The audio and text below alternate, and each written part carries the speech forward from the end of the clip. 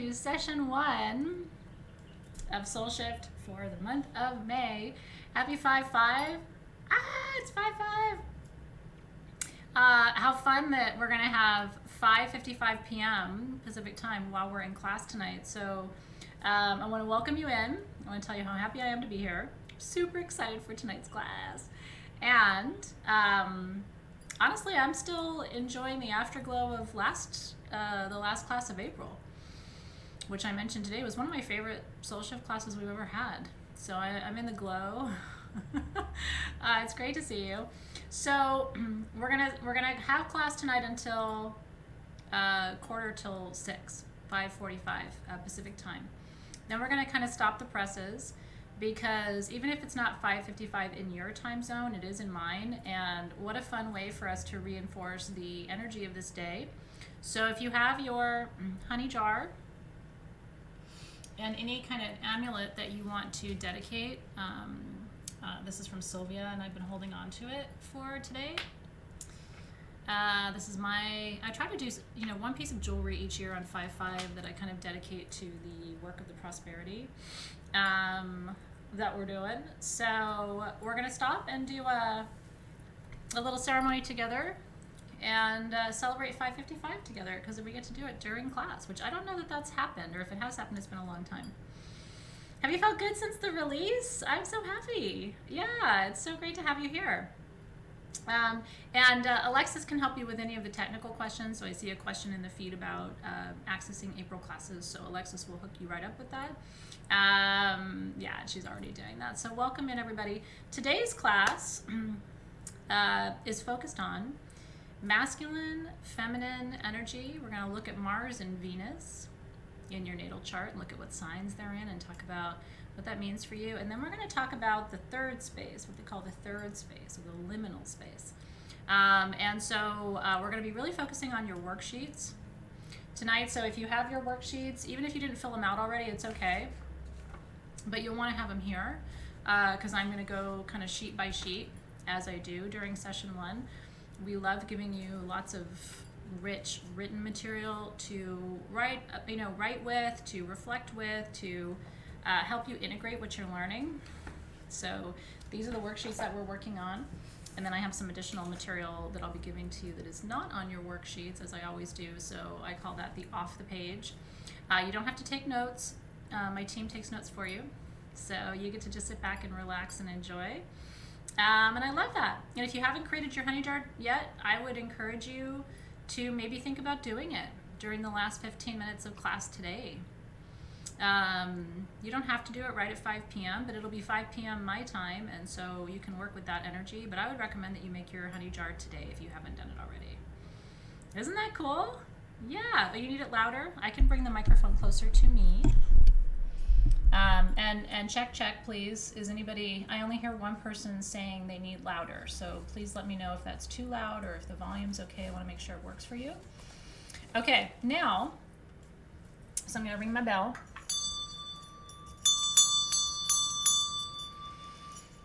Oh, that's fantastic, Jackie Robinson.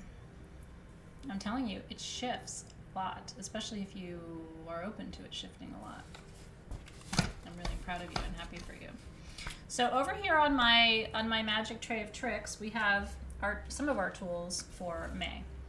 And I want to take just a minute to introduce you to your tools, because you can certainly begin using them and working with them now, if you would like. I have some charcoal already cooking here in my little burner.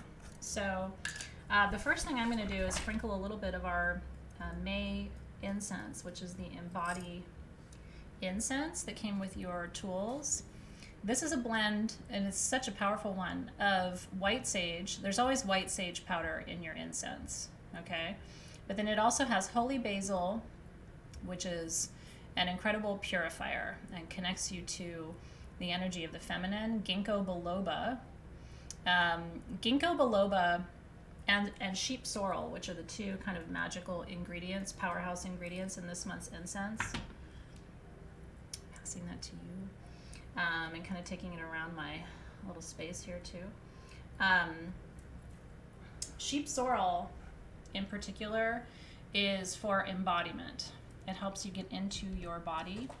And ginkgo, both of those are really powerful herbs for physically healing the body. So they're detoxifiers, they're cleansers, they heal the body. So I figure if we're doing embodiment work, we might as well bring in the tools that are really powerful for that. Ginkgo biloba, as you may or may not know, is really powerful for activating memory. It's used a lot with people who have dementia and Alzheimer's, but it really is powerful. So these are for sharpening your focus, enhancing your memory, and healing the physical body.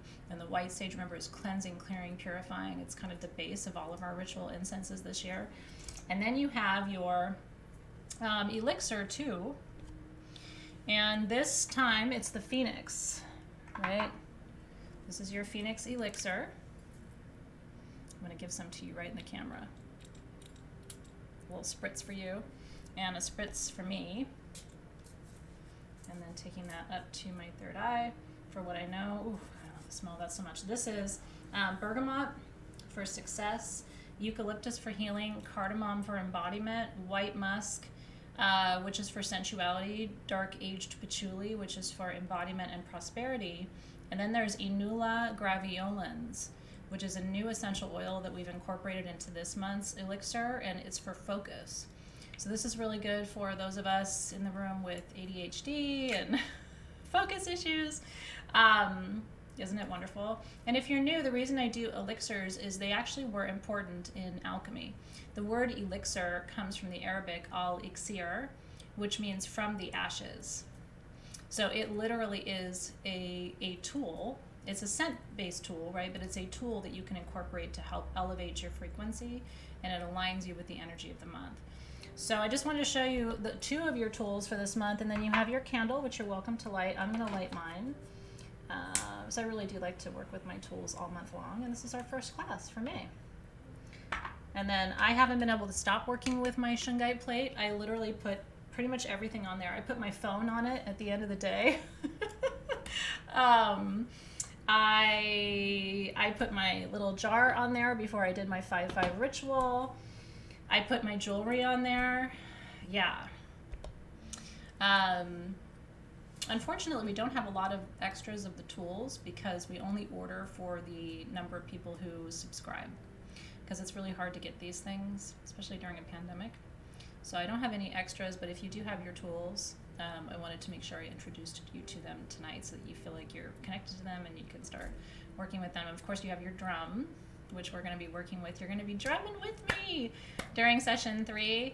And then, so we're going to initiate our drums at session 3, and then we're going to be decorating our drums together at session 4, which I'm super excited about. You charged your moon water on the plate. I like that too. I just love the plate. I want to remind you, every time I give you a tool, like the chalice was one of the tools from 2 months ago, I think. This is my favorite chalice I've ever had. So you can see on my altar, I continue to work with some of the previous month's tools.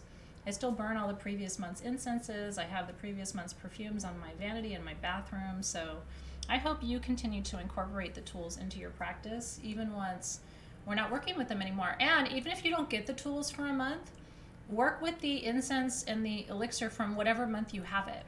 You know what I mean? It's not like it loses its magic. So if, let's say you subscribed in February, but you haven't subscribed since, light February's incense tonight. You know what I mean? Like, continue to incorporate those tools into your practice. And then if you want the tools for next month, you can subscribe anytime before May 15th. And then you'll be subscribed for June's tools, and I'll give you a preview of those later. Yeah. How do I feel about using an existing honey jar instead of a new one? It's, you know, here's the thing. I think it's fine. Do you know why I don't? Because mine are packed. I had to start a new one. I mean, literally like jammed full of stuff, because I keep adding paper to mine. I keep writing down and adding and writing down and adding and writing down and adding. And so there's no room. Like in this one that I just did for the ceremony today, there's no more room in there. I will have to, if I want to add anything else or start a new jar, I will have to start a new jar. So I'm really good at just packing my little jars up with stuff and then leaving no room for anything else. Now, Dina Boyer, if you didn't do that, then you could totally use an old jar. Again, they don't lose their magic, right? So I want to encourage you. I'm just not good at, I'm not a minimalist, right? I'm a maximalist. So, if there's room in there for anything else, I'm going to pack it and shove it and stick it. And that's what I do. I'm very good at shoving and sticking and packing. So what can you use for a honey jar? Anything you want. But I think it should be glass. I don't think it should be plastic. That's my only kind of rule. I don't like plastic, pretty much anything. Is that helpful? I don't like plastic. I like heavier duty and more authentic materials. Yeah. So you don't need any tools tonight. I'm just teaching you. You are your tool tonight. But I did, light my candle and set up my altar, so you're welcome to do that too. Okay, so now that we've done that, I want to teach you something. I'm in kind of a goofy mood today. I don't know what it is. Ooh. Just turn the lights way up, and I didn't want to do that. I am kind of in a goofy mood, so hopefully it's not too goofy for you. I've been kind of giggly today and telling jokes that aren't funny, and you ever have days like that? I think it's menopause, honestly. I really do. But anyway, I'll try to be, I'll put my serious hat on for you now. And I'm not going to be goofy anymore. You ready? Okay.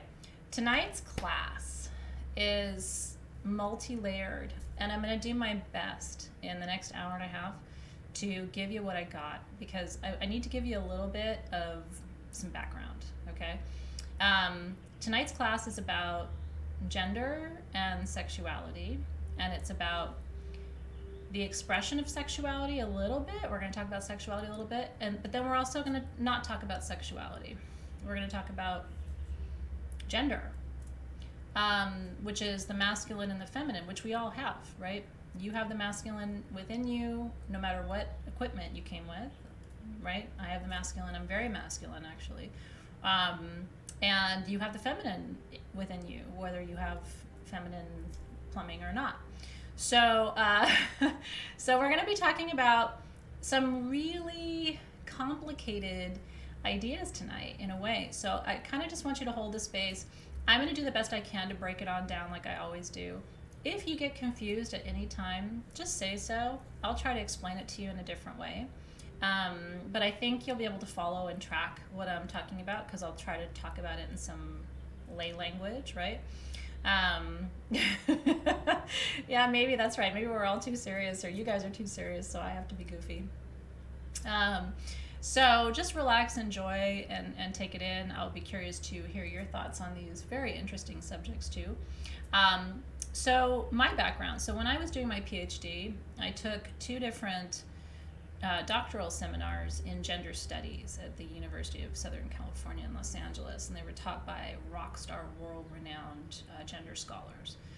Now, I will tell you, this was back in the late 90s, 98, 99, USC. So we're talking, 20-some years ago now, over 20 years ago now. And the world of gender studies was quite different. A lot has changed. And I think we've come a long way as a collective in terms of understanding what we call non-binary gender identification. And the reason this is relevant to alchemy and to magic is that we talk a lot about the feminine and the masculine. And what people tend to do is they tend to associate that with male and female. And they're not always connected, okay? For example, I had someone ask me, when you talk about the goddess or queen energy, sometimes, men or those who don't identify as female can feel left out. And it's like, my response to that is, why? You are still a queen and a goddess, right? That divine feminine lives within all of us. It doesn't isolate any of us. Just like the masculine, when we say God or king or any the more masculine terms, should not make you feel separate if you identify as female, because you have that energy within you. This is not exclusive. In other words, when I work with these terms like goddess and God or king or queen, these archetypes, they're not reserved for someone who has female plumbing or male plumbing, is my point, okay? Isn't that interesting? And Marianne said after doing the worksheets, she's always considered herself more feminine, but then after analyzing through the worksheets, she's more masculine. So tonight you're going to get my perspective. Now, I also taught a graduate seminar of my own called The Dynamics of Race, Class, and Gender when I was a professor at the University of San Diego. But again, and even now, so much has evolved in the world of gender studies and race studies since I taught that class, which was back in 2009. So again, we're talking like, God, it's coming up on like 15 years since I've been in the university classroom. But so my point is that my thinking has evolved, the world of this topic has evolved, and I want to give you my best introduction. I also want to say one of the flaws I see when we talk about sex and sexuality, and my team and I were talking about this today. People focus on orientation, whether you're gay or lesbian or transsexual or bisexual. Very few people talk about asexuality. In fact, I see it as a big oversight and a big gap. A lot of people do not identify with any other category except asexuality, which is not having sexual interest, and that not manifesting with any particular kind of partner. And so a lot of times it's that community who really ends up feeling left out. You know what I mean? Like none of the acronyms include them. And I think that's a flaw. I have people in my community who identify as asexual. I have people in my family who identify as asexual, and they're always left out of these conversations. I introduced you guys to the topic of abrosexuality in your worksheets. We also talked about it during class, which is the idea that your sexual identification can change over time, and it can be very fluid, so not locking you into categories. Yeah, it's really important, right? So tonight is about opening doors, not closing them. Tonight's about expanding your thinking, not contracting it, right? But I do want to say, this is not a gender studies class. So I'm always going to be bringing it back ultimately to the spiritual and to the alchemical, which is understanding how these energies operate inside of you. And I want to say that is my belief. So you may not agree with it, but it is kind of my belief that we all carry the masculine and feminine within us. It's not necessarily 50-50. Some days I'm 80% masculine, 20% feminine. Some days I'm 80% feminine, 20% masculine, usually not. But that is, I need you to know though that that's a core belief to me, because it's what is underneath everything I'm teaching you tonight. So if you're someone who says, well, there's no masculine in me whatsoever, tonight's class may be challenging for you. Or if you say, I absolutely have zero feminine, I don't identify with femininity, I'm not feminine, I don't have feminine, this class might be a little bit of a challenge for you, because my working hypothesis, right, my foundational belief is that we do have both of these within us all the time, and we operate with them and within them, just to different degrees at different times. Does that make sense? So I kind of want you to know what my orientation is to all of this, and what my sort of underlying belief is, because it shapes a lot of the content that I'm sharing with you. Okay, now we are behind the times, I think, in for all of our modern era stuff, like, oh, we're so modern and we have technology and we've come so far and stuff. I think we are way behind. I think we're way behind the Egyptians and the Sumerians and the Mesopotamians, who we know had 3 categories of gender. They didn't have 2. The Greek language has 3 cases: masculine, feminine, and what they call neuter. There is a 3rd category of language in Greek that is not masculine or feminine. It's this 3rd space. In Samoa, they identify multiple kinds of sexual orientations and gender categories that exist outside of the binary masculine, feminine, male, female. And I want to talk a little bit about that. In the Kama Sutra, which is a 4th century Hindu text, there are 3 separate gender identities. Okay? One is called the male nature, one is called the female nature, and the third is called the third nature. And that includes people who don't neatly fit into the male and female categories, right? Like Latin has it as well. And so part of what I get excited about as somebody who myself, has not fit into boxes, growing up in the 80s as someone who identified as bisexual was really complicated because, again, there wasn't a lot of understanding, and most people just thought it was interesting or neat or cool, but it wasn't like there wasn't really a community for me to feel connected to. And that's me growing up in Los Angeles. I still felt really disconnected. In the Kabbalah, there's also multiple ideas of gender beyond the binary categories.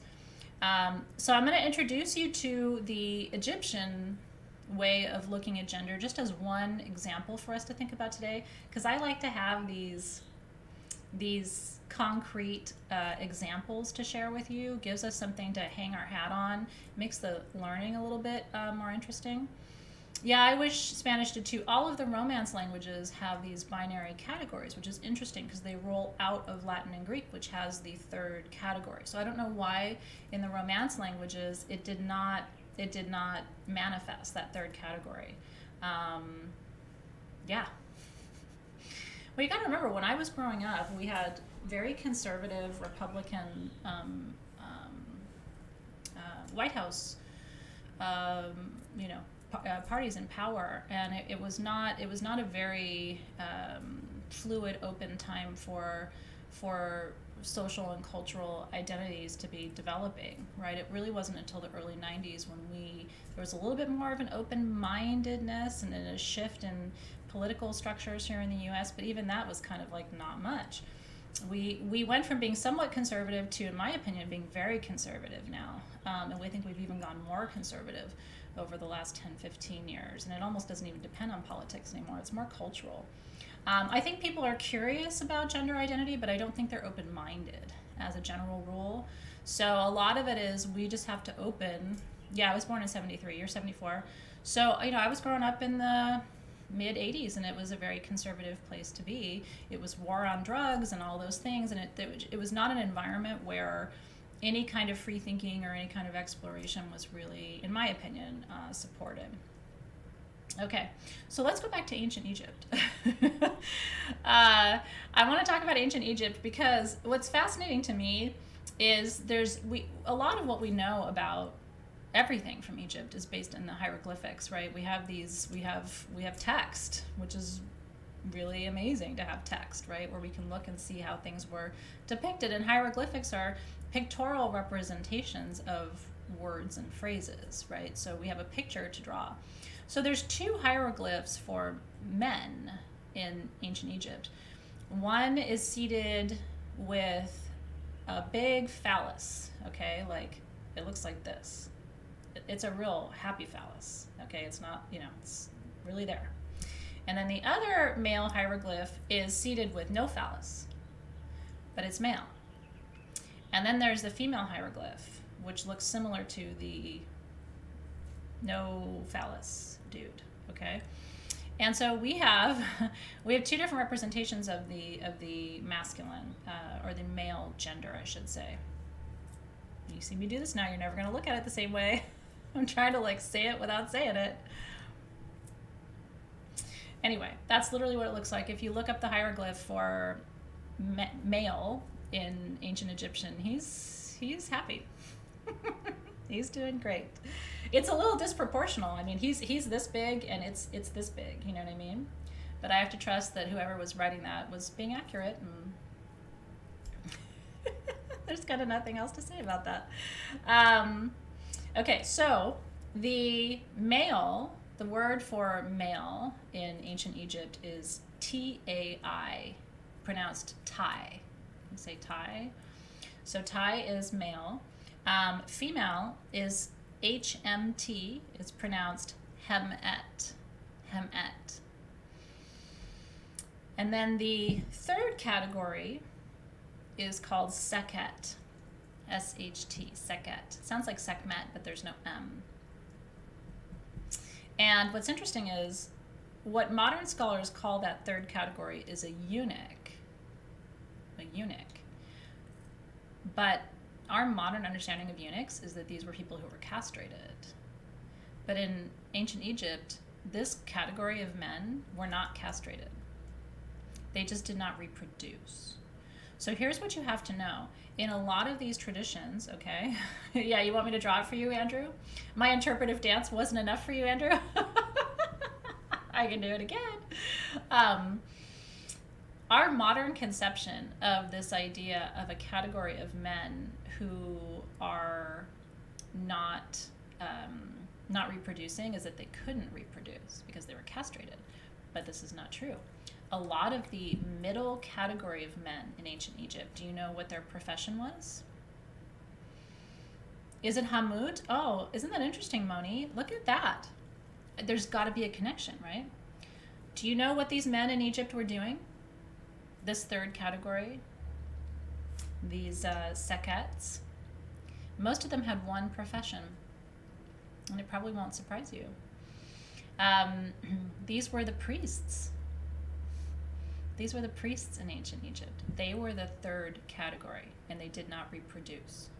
So there was the category of men who were going to reproduce, there's a category of men who were not going to reproduce, and then there was women. That's right. So good on you, by the way. These were the priests, right? Yeah, and so sometimes they were servants, but sometimes they were not. The priests were not servants. The priests actually were considered to be as close to source creator as any human could get. And so that's part of why they did not reproduce, right?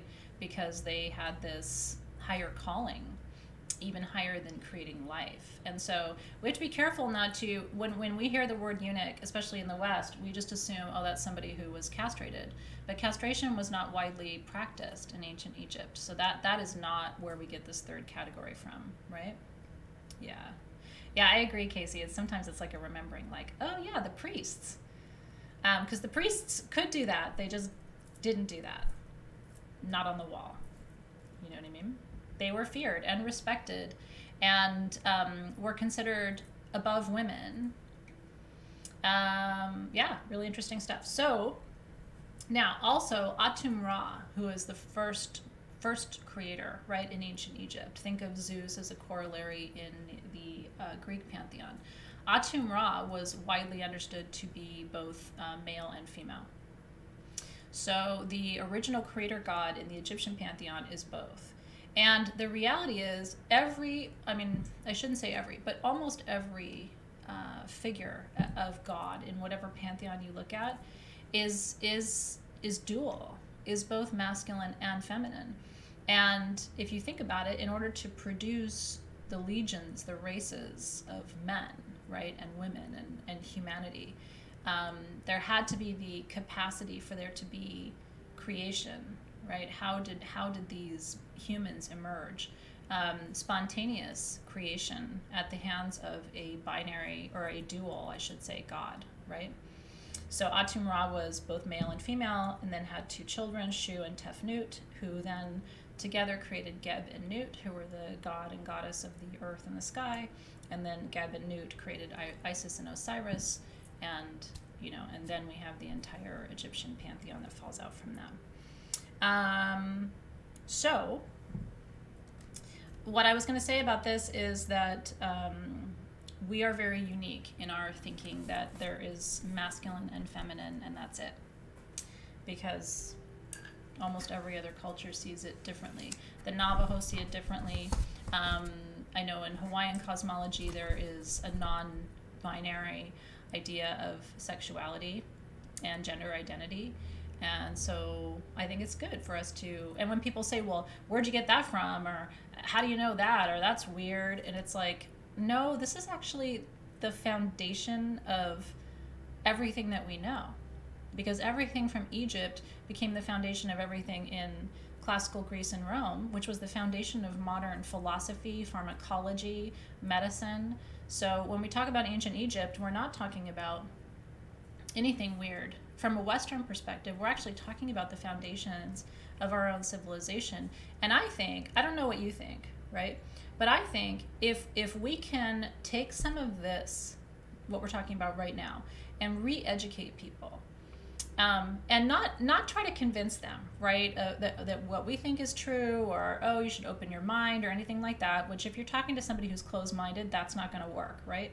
But if you take them back to ancient times and you remind them that it's only us in the West, really, it's only us in the US who have this, and and a lot of modern Western cultures feel the same way, but it's not rooted in history.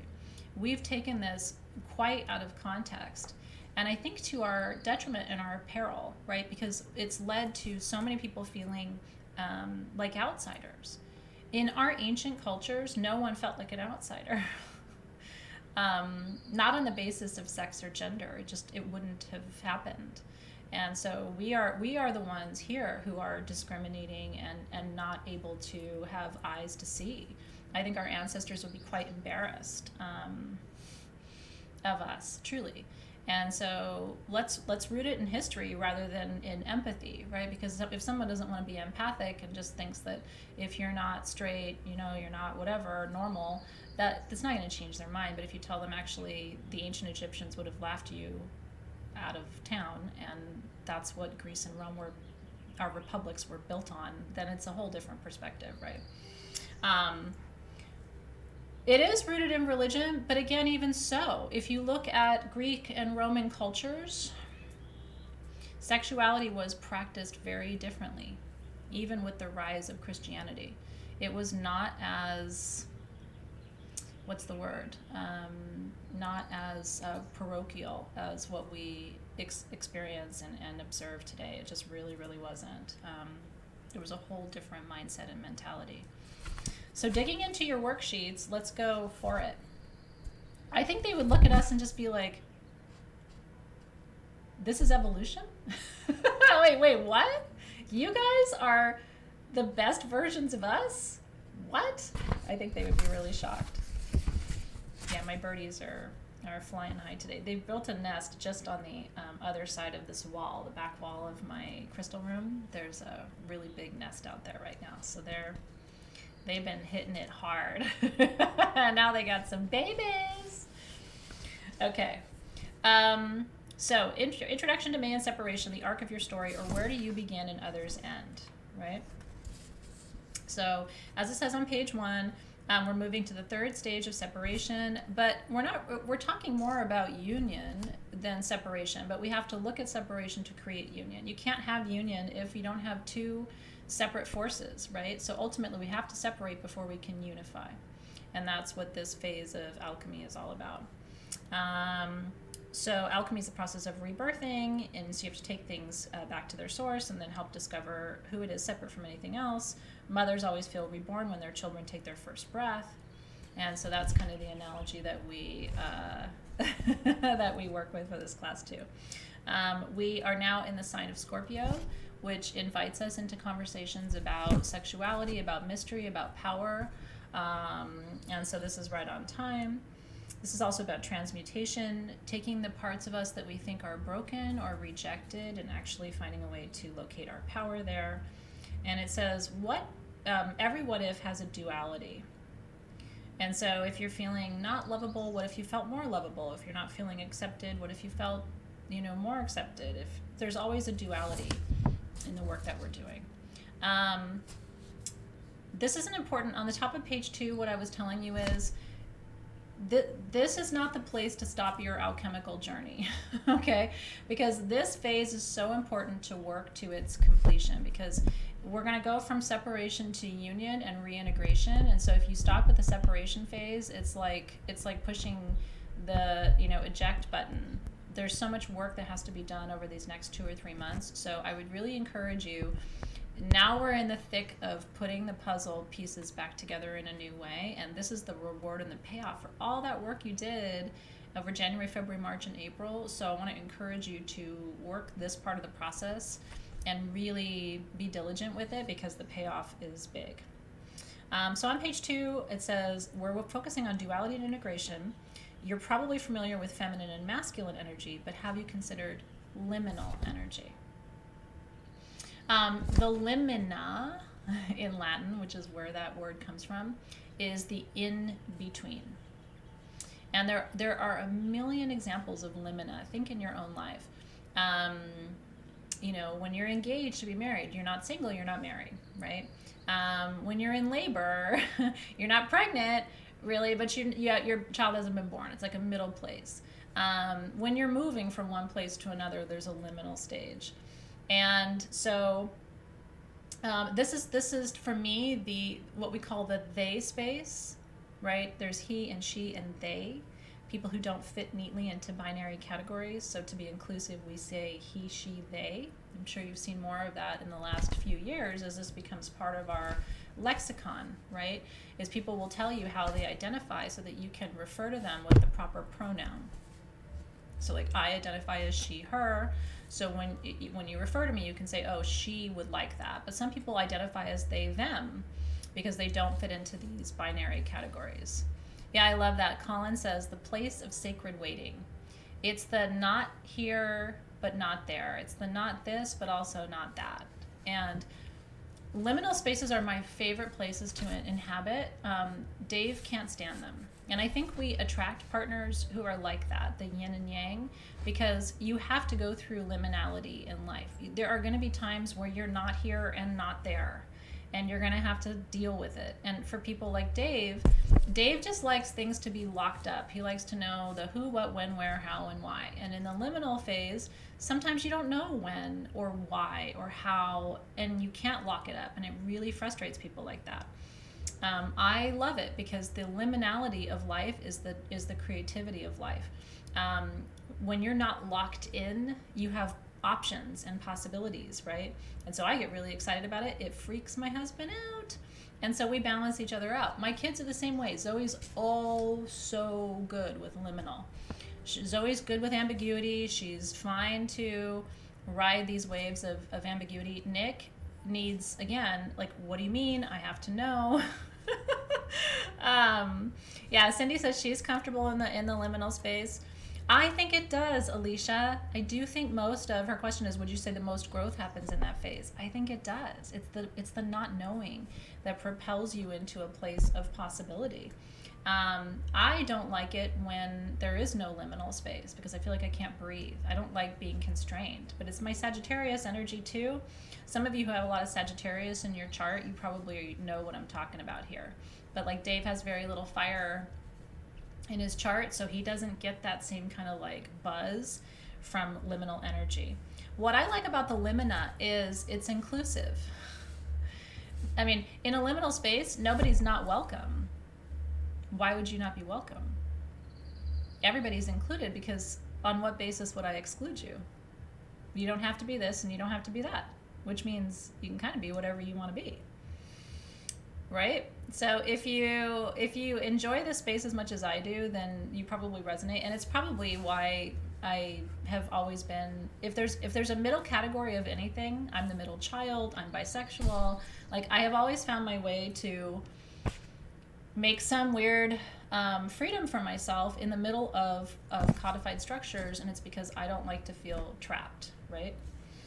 So it's tonight we're going to talk about the elements, and in particular what I want you to look at, because what's going to tell you a little bit about this is your Venus and your Mars placement. Your Venus is your feminine in your chart, and I'm going to walk you through Venus in each of the signs. It would be great if you knew what sign your Venus is in. Mine's in Virgo. And then your Mars is your masculine in your chart. And so it's good for you to know what sign your Mars is in. I'm going to walk you through those tonight too. Mine's in Aries. So the balance of elements there can also give you some insight into how you respond to what we're talking about. And I agree. Chanel said that psychic energies are liminal. And I agree. It's not fact, but it's not your imagination. So what is it? Right? It's not something you can prove what you see psychically, and yet it's not just coming from your imagination or your dreams. So there has to be some third source of wisdom and information, and that's what we're talking about. At the bottom of page 2, it says, what do you think of when you hear the word feminine? We tend to correlate in the US, especially feminine with female. We do the same thing with masculine and male. And that was my example earlier of like, if I say queen, most people in the West go, oh, woman. And it's like, no, queen is an archetype that a man can embody, or someone who identifies as not female can embody. Does that make sense? So that's where we have to separate the archetypes from the physicality. So at the bottom of page 2, it says the divine masculine represents consciousness itself, that which never changes, and through the feminine, thought and inspiration come into form. So these are complementary energies, the masculine and the feminine, how they manifest. Everything that changes is feminine, our cycles, the seasons. This is top of page 3.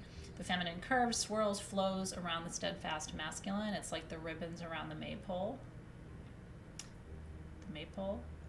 Imagine the masculine moving as a straight line and straight angles. It's the feminine that harnesses the potent impulse of the masculine into a circle. Think, if you will, of the caduceus. You know the caduceus, right? Which is an alchemical symbol of the rod, the staff of Asclepius, with the 2 snakes winding around it. That rod of Asclepius is the wisdom, the knowledge, the science, right? And then the 2 snakes represent the masculine and feminine, winding and connecting at the top, right? It's interesting, right? And it's true too of your own spinal column. Your central channel is masculine. It's the container that holds the flow of energy, which is feminine through your system too. Now, I want you to take a look at the middle of page 3. This is a really important paragraph, and I want to look at it together with you. I'm going through this in such detail because this information is really important, and I want to make sure it's clear and that you're able to kind of follow and track it, because this information is going to shape the way we talk about each other and the work that we do for the rest of this year. This is really foundational tonight. The masculine has been overemphasized in our culture for many years. The word I like to use is centered. The masculine in our culture has been centered for many years, meaning there is a presumption of, there's a privileging of the masculine voice. Think about success, achievement, going for what you want, right? You know, who cares if you have to step on the little guy or whatever? It's been about outcomes, which is masculine, right? And success and focus. How come you can't focus, right? Like this is a very masculine way of thinking about our world. What we haven't privileged is the feminine, right? Being focused isn't always what I want to be. Sometimes I don't want to be focused, because focus doesn't allow me to indulge my creativity sometimes, or my other ways of knowing, right? I don't always want to be on point. I don't always want to be on time. I don't always want to succeed and achieve. Like, what if I'm not trying to achieve anything right now? What if I'm just trying to enjoy this class? But the masculine would say, well, you should do an evaluation at the end of it. And if everybody doesn't give you 5 stars, then maybe it wasn't a good class. And the feminine would say, that's one way of measuring it. But if I enjoy this experience, if it adds something to my knowledge, even if I don't get an A, wasn't I still successful? And we have to be really careful. When I was a professor, I was always mindful of this, right? Not calling on my male students all the time first, right? Making sure, because sometimes women in classes, especially college classes, can be a little bit hesitant to raise their hand, especially if they're feeling outnumbered, or making room for students to just play and have fun without attaching it to a grade, so they don't feel like there's always this pressure on them, right? These are different ways that you can do this. As a parent, I try to make sure that I also don't fall into binaries. I have a son and a daughter. I don't expect my son to do all the masculine things and my daughter to do all the feminine things and separate it, right? It's like, can there be some fluidity there that I think is really helpful? Without an equal amount of feminine, we plant seeds in dry soil. We become so obsessed with exerting personal will and going for it that we forget to cultivate the support within ourselves, which is so important, right? And in our communities to sustain our efforts. And so if we cultivate the feminine energies of listening and caring, kindness, right? Compassion, adaptability, mystery, creativity, forgiveness, warmth, understanding, we can then tip those scales back to center. But this is tricky, and it doesn't happen easily, and especially not when you're in a culture that really has been centering the masculine for hundreds of years.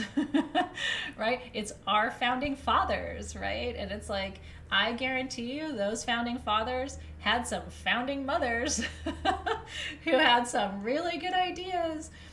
But when we talk about our Constitution, we're always going to talk about the founding fathers. And be that as it may, I think it's important to look too at how the feminine has been, what the feminine has contributed to our evolution as well. Now, there are two phrases I'm going to introduce you to here on page 3, and then I'm going to check in and see if you have any questions before we move to the next part. It says, keep in mind the toxic masculine, okay, like aggression, domination, competition, is I know, Colin, I see you. Same with academe, right? All my male colleagues got tenure super easily. My female colleagues, especially those with children, did not.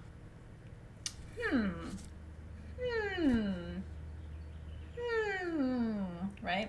Coinky dink? I don't think so. But back to toxic masculine. The toxic masculine is the wounded feminine, and the wounded feminine is the toxic, and the toxic feminine is the wounded masculine. I want to explain what this means, okay? The toxic masculine are those qualities where the masculine engages its deepest shadow. Okay, so instead of being strong and assertive, they're aggressive. Instead of being, wanting to take the lead, they have to dominate, right, and overcome. Instead of, just wanting to climb the ladder, they got to compete. They got to be the best. And they got to be number one, right? If you ain't first, you're last, right? That taking up of the masculine. And by the way, this is why I'm saying women do this. Women, this isn't men. This isn't men, women. This is feminine, masculine, okay? The masculine can do that, right? The masculine can go from being strong to being aggressive, from being, competitive to having to dominate. That is really a wound of the feminine. It is, and let me explain what I mean by that. The masculine becomes toxic when it feels afraid of the feminine, and like the feminine is a threat to it. Okay? Does that make sense? It absolutely is rooted in fear, Lisa. Yeah. Wow, Carolyn, I don't even know what to say in response to that comment. I am not surprised, but sad. Okay, now, what does the toxic feminine look like? Are you ready? Smothering and entrapping. Can't just date somebody, gotta lock them down, right? I've never been like that as a woman, but I have known women like that, where it's like, I gotta get my man, I gotta lock him down, he can't be with anybody but me. You weren't looking at her, were you? Meanwhile, like, in my relationship, I'm always the one who's like, did you see her? Did you see that? That's looking good over there. And Dave's always like, what? I didn't see her. But there are women like that, right? What else does the toxic feminine look like? Gossip. Oh, it's so toxic feminine, that stuff you see on Facebook.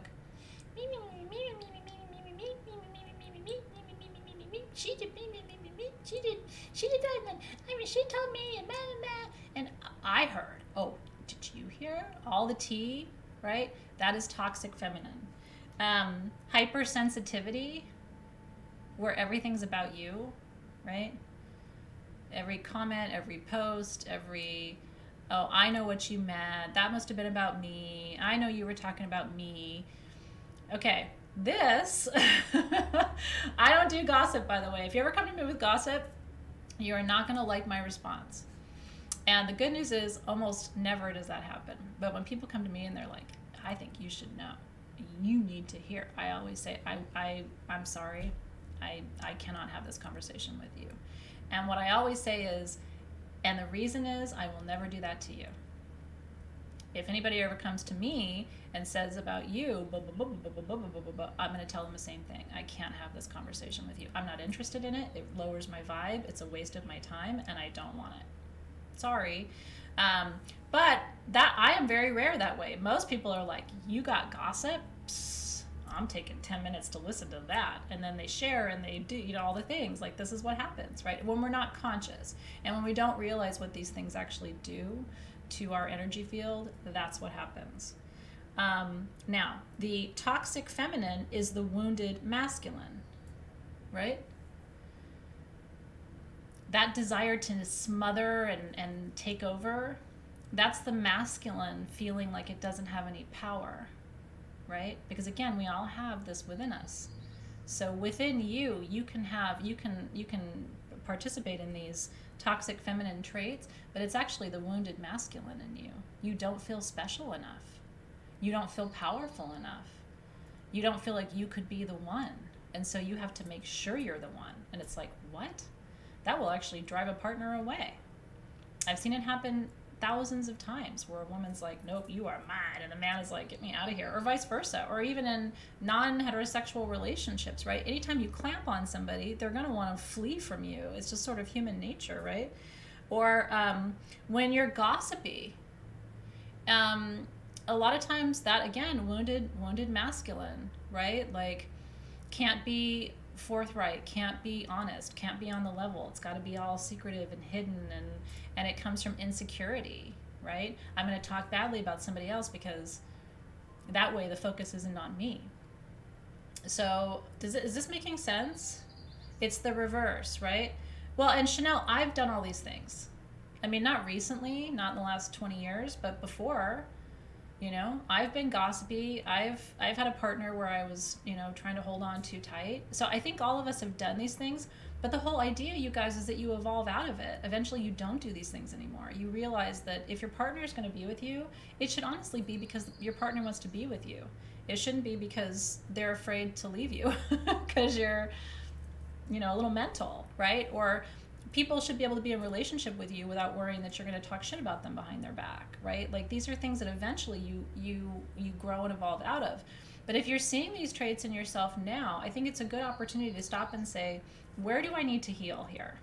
Not to judge yourself, because we've all been there. And I would be the first to tell you that I've gossiped before, but I actually have a zero tolerance policy, and I've taught my kids the same thing. I've told Nick and Zoe, if you find yourself talking about somebody behind their back, like, you need to stop yourself and literally say, I need a break. Because it never leads anywhere good. It always leads to somebody getting hurt. Yeah. So what questions do you have really quick before we move on to these, the next section? Can you please give examples of the wounded feminine again? Yeah, so possessiveness is wounded. Is wounded feminine or wounded masculine? I think you asked for wounded feminine. So wounded feminine is aggression.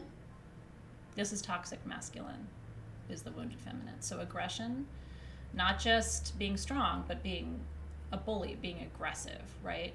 And feeling like you have to do that. Dominating a conversation, dominating in a relationship, dominating in a business partnership. And then extreme competition, where somebody has to fail in order for somebody else to win. Those are wounded feminine. The feminine would not engage those things. The feminine does not like to compete. The feminine is inclusive on its own when it's not wounded. The feminine doesn't want to leave anybody out, right? It's a circle. It's a gathering, the feminine energy. It's not exclusive. And so that's an example of how this works. Yeah. If someone has a one-side injury that's paralyzed, how would that show up as far as the masculine, feminine, Mars? Yeah, so I'm going to get to that. It's a great question, Melissa. I am going to get to that when we get to the worksheet that shows the, I believe it's page 8, this worksheet right here. This is where we're going to talk about pain, because when you have pain on one side of your body, it isn't just on the masculine or feminine that you need to look, but it is an indicator, right? So if you always have pain on the left side, that's an indicator of an imbalance in the feminine energy. If you always have pain on the right side, that's an indicator of an imbalance in the masculine. Yeah. How do we know if we're in touch with our divine feminine or masculine? I think after tonight's class, you'll have a fairly good sense of how in touch you are. And then I think it becomes a process of being intentional. It is. It's 5 p.m. We're going to stop at 5:45. Just in case you missed the beginning of class, we're going to stop this part of class at 5:45. And for the last 15 minutes, including 5:55, we're going to charge up our honey jars and say a little prayer together.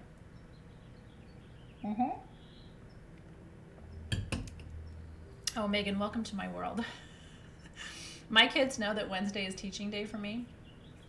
So they're pretty good about like asking their dad for help if it's during class time and readings. And today they were, it's like the one day they really needed me was today. It always happens. It's new for Victoria, so I hope it's making sense. Let me know if you have any questions, by the way. Let's see. Nathan said, oh, he's responding to Janisa, I see. So Lana says, so you mean the wounded feminine characteristic doesn't balance out the masculine and then come out in a negative way? Well, ultimately, balance looks like neither one of those extremes, right? You can want to succeed, right, and be the best at what you do. But the minute your focus is on competition and like stamping out the competition or being number one, there's a dysfunction there. I think it's a great goal to want to be the best at what you can do, your personal best, right? Like every day, did I do my best? Was this the best I could do? And people ask me this all the time, like when we hire new people or when I'm out being interviewed or asked questions about Sage Goddess, one of the first things people ask me is, who are your competitors? And it might sound really crazy and people are always surprised. I always say, I don't have any. And then they'll say, no, other crystal shops. And I'll say, no, I understand, I speak English, right? But what I'm saying to you is I don't think I have a competitor, in the sense that I don't think there's really anybody who's doing exactly what I do the way I do it. So my only competitor is me. I do the best I can, but I'm not looking and saying, oh, well, this other person's class, or because I don't think anybody else has a class just like this on alchemy and crystal healing. Like I've never seen anybody do that. So I don't have a competitor. But a lot of people do see themselves as having a competitor. And they just want to be better than that person, or they want to one-up them, or they want to copy what they do or whatever. And that's a very dysfunctional pattern to get into, because at that point, you're not trying to be your personal best. You're trying to be the best. And it can lead to, honestly, what it leads to is loops and cycles of people being depressed and feeling like they're never enough. Because if you're always looking at somebody else as a benchmark, then you're never going to really feel like you've hit your cap. Do you know what I mean? And so I don't say that from an ego place. Like, of course there are other crystal shops, and maybe they're great, and I hope they are, but it's not exactly what I do. And I would tell you, you probably in whatever you do don't have a competitor, right? Where you got to beat them or be just like them or do it just like them or whatever.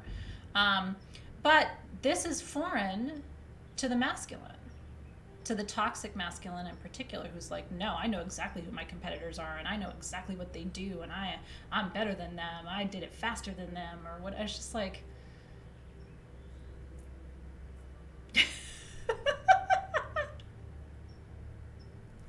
mine is kind of like, I think you see where I'm going with this. Are all bullies the wounded feminine? Yeah. Bullies are very wounded people.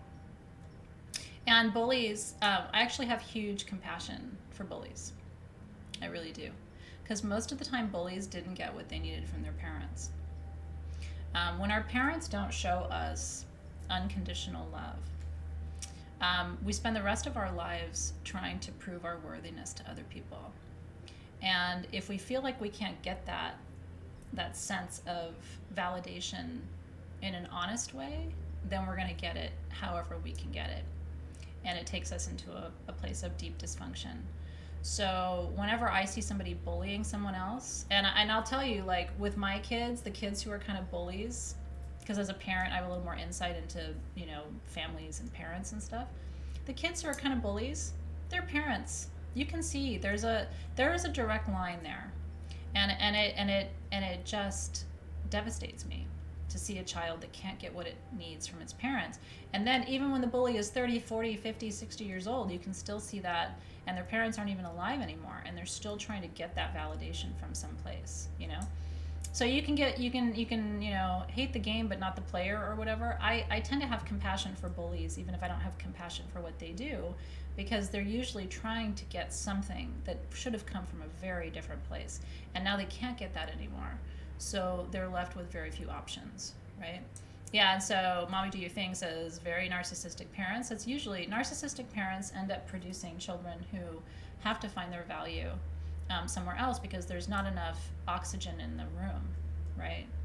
They don't feel special. They don't feel unconditionally loved. So they end up working that stuff out, and it is incredibly sad. It's shitty, but it's sad. I have only in a handful of cases seen a bully that came from a great family. You know what I mean? That was really trying hard to be good parents. I have seen very, very, very few bullies who came from amazing, doting, loving parents. They usually come from people who don't even have time for that kid. And so now the kid is left on their own. If you draw bullies to you, which I did for a long time until I figured out what was going on, which was I was kind of a good safe haven for bullies because I had been bullied, had kind of a victim mentality, and that can be very sticky for bullies. Bullies can almost sense that, right? So I had to get kind of Teflon coated. And then less of that sticks. But you get Teflon coated by knowing your value and your worth, and by understanding who you are, and by not, because a bully needs a victim, right? Or the bully can't bully. The bully will find somebody else. But if you're a good victim, then woo, you make a very good home for some not good things, right? Yeah. No, I hear you. I see all of you, and I absolutely understand where you're coming from too. Yeah. Okay, so that's good. So on page 4, I asked you to write a little bit. You know, again, it's okay if you didn't do it yet, and you don't ever have to do it if you don't want to, but some people really like to journal and write, so I like to give you space for reflection. So at the top of the page, how are you in touch with your divine feminine, right? What does it look like? How does it show up? The functional feminine, as opposed to the toxic feminine, right? The functional feminine is gentle, right? She's got boundaries, though. The functional feminine isn't like a doormat that you can walk all over, right? Priestess of Wonderland, please let me know where what you're not understanding, so I can clarify for you. I'm glad this is helpful for you guys. Yeah, once you understand the victim mentality, and then you can work the problem. But until you know if you're sticky for that kind of energy, you don't know. Like Christiana's like, bullies don't like me. Yeah, they probably take one look at you and go pick on somebody else. Whereas they used to look at me and go, aha, I've got a target, right? Boundaries are very important. Boundaries are your right. And people should be clear about how you expect to be treated. And that's part of having boundaries, right? Not everything is okay. Yeah, I was bullied when you were, Colin. So, and that's a formative time to be bullied. It really, really is. What's interesting is one of the people who was involved in that whole shenanigans now needs something from me. And it's interesting because I'm aware of it. I don't know how aware he is of it, but he needs something from me, and I have the capacity to decide whether I give it to him or not.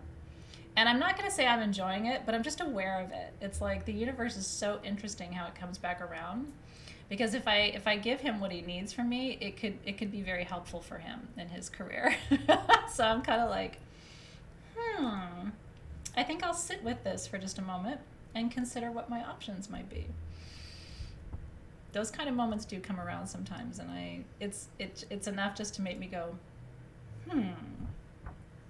Okay, so identifying, right, with the divine feminine looks like being compassionate, being tender, being gentle, right? Being open, being reflective,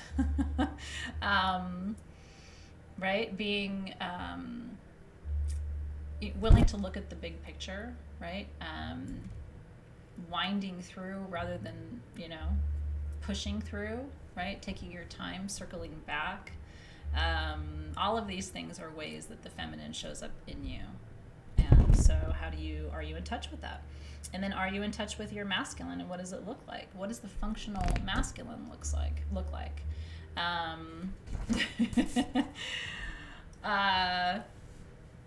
So the functional masculine, right, is strong and protective and linear and focused, outcome oriented, right, where the feminine is very process oriented. The masculine is very outcome oriented. So, and these are great qualities to have. For me, running a company, right, I have to engage some of the masculine sometimes, because I have to create structure and give direction and a vision, and I have to be clear and strong, and sometimes I have to be linear rather than cyclical, right, which can drive people crazy. So these are the things to think about. And then I think in this same section, it might be good for you to reflect on, are you identifying with the toxic masculine, right? Going from competition to aggression, or from strength to aggression. If you find yourself going into some of those patterns, and I did for a while. When I was really in my early 20s, mid 20s, and I was negotiating a lot of this and really figuring out what my primary sexual identity was, I think I went a little bit too far to the masculine, and started to feel like an aggression and where was it coming from? And I started to become aware of it, because you can almost feel it inside of you, can't you, when you're moving into those stages sometimes? Loyalty, yeah. Although I think you'll see loyalty in the masculine and in the feminine on the functional side. Grounded, right? The masculine is more grounded than the feminine in a lot of cases, because the feminine is that life force that kind of, animates, but the masculine will keep us grounded, right? Yeah, well, and so Elena said that her toxic masculine scares her, and so she locks it away. But I think it's good to know that that's in there, and rather than lock it away, I have the capacity to be aggressive and to be angry. Like, all of that's in me. I have a lot of warrior energy. But I've learned how to channel that, and channel it into, instead of having it be anger, I've learned to channel it into intense passion, right? And energy and stamina for what I have to do. So I take that energy, but I'm able to transmute it and work with it in a renewed form. And that's the thing. Every energy stream, no matter how toxic we might call it, can be transmuted into something usable that can actually be well integrated into a healthy identity. And that's really important to remember too. So you can channel it into things, right? Rather than repress it down. Because if you try to repress anger, if you try to repress aggression, what's going to happen? Eventually that will bubble back up to the surface, right? So I like that. Yeah, Susie says balance is the key, which I agree with. And then it says, do you have a balance of the masculine and feminine? Are one or both wounded? And how does that manifest for you? These are very important questions. And again, you don't have to answer them tonight, but I want to open the box a little bit, because I want you to take a look at this. If you have some of these wounded patterns, right? The aggression, the gossiping, the overbearingness in your relationships, right? Or like the inability to let things go. That's another way we see the toxic feminine, which is the wounded masculine, like just going over things over and over and over in your mind, or bringing up the same conversation over and over and over. It's like not able to let it go is another manifestation of the toxic feminine, which again is the wounded masculine. The masculine can usually move on. It's one of their great gifts. They can compartmentalize and move forward. When you find the masculine anchored in and not able to move on, that's another face of the toxic feminine, is that wounded masculine. Yeah, interesting, right? Yeah, I agree. Bonnie said, I think in the 80s, the guise of being a successful female was you almost had to be like a man, right? And remember the shoulder pads in the 80s in the suits, which would make you look like a linebacker? It was like, what are we doing here, And I do. I think that's why, like, I don't own a pantsuit. And it's not because I'm against pantsuits. I never wanted to be part of that, like, hyper masculinized corporate thing. I didn't want to play that game. Even when I was in corporate, I would still find ways to feminize my wardrobe, because that was people's first impression of me. And I wasn't trying to fit in and be like everybody else, because I wasn't competing, right? So it's like, this is what you see is what you get. Okay, and then on page 5, we get into waves of energy and how that relates to all of this, which I think is a really interesting. I think this is another really interesting angle on all of that work. So we experience both expanding and contracting waves of energy. When we're in an expanding wave, we feel possibility, ease, and flow. And the expanding waves move from solar plexus to crown. So the feminine is here up, right? This is expanding. These chakras are bigger. The crown chakra is the biggest, right? And then it goes smaller, smaller, smaller down to the root, which is the tiniest of the chakras. And so when you think about it, the flow of energy just gets really, bigger and brighter. Some people see it the opposite, but I've always seen the crown as being sort of the biggest and brightest and fastest spinning chakra. The root is the slowest spinning of them all. So you've got a slower moving kind of dense grounding energy at the root and the sacral and up to the solar plexus, and then you have this like really fast spinning effervescent energy that happens from the solar plexus to the crown. So it also manifests in terms of your energy centers. I'll come back and answer more questions, by the way, in about 10 or 15 minutes. So I'm gonna kind of break up each section, and then I'll come back and answer questions too. Well, the person that needs my help was just kind of involved in it, wasn't really one of the primary people. And I probably will help him. I'm feeling inclined to do that. But there are just moments where I'm like, I could wait a minute. Yeah. Can you have both at once? You can. You absolutely can. Yeah. So, and then the contracting waves of energy feel very small and very limited. And the contracting waves go from the solar plexus to the root, like I just said.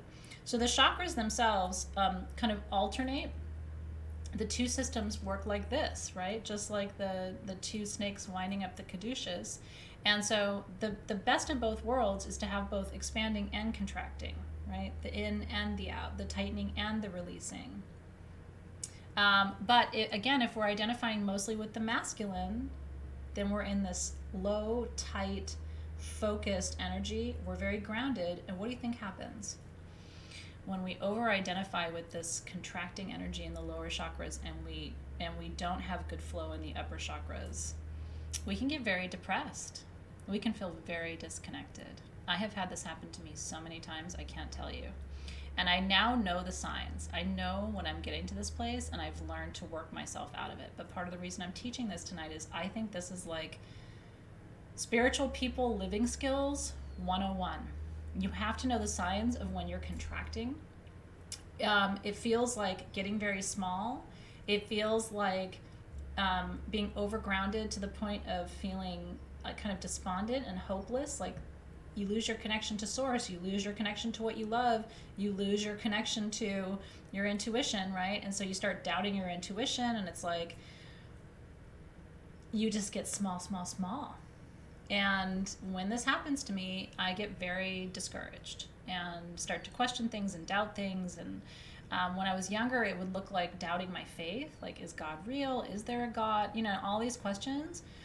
And you know what I'm talking about? And so for me, the antidote is consciously beginning to work the upper chakras, right? And bringing my awareness to the upper chakras and working with crystals for the upper chakras. I'm very careful not to wear too many grounding stones. If you notice, like what I tend to wear most days, it's upper chakras. Now, I always have my citrine, which is good because that'll keep the lowers active. But you notice I don't wear like a garnet every day because my work tends to be keeping myself in these upper chakras. Now, some people have the opposite problem. They never feel grounded, and so they start feeling like they don't know how to work in the material world. They're not good at manifesting, right? I'm good at manifesting because I'm good at being in my body. The risk is I lose my spirit connection. For other people, the problem is the reverse. So they're all up in their upper chakras. They have no tether, right? They're not grounded. And so they're not depressed, but they can be very anxious and very flighty and very like insecure, and they can start overthinking and over questioning, and their energy can get very, you see this a lot in social media, people whose upper chakras are overactive but the lower chakras are not active, right? And so they have to bring the same awareness where they realize, okay, now I've got to anchor, I've got to root, right? How am I going to do that? More time in nature, wearing darker clothing, working with lower chakra crystals. All of those things can help to bring that person, right?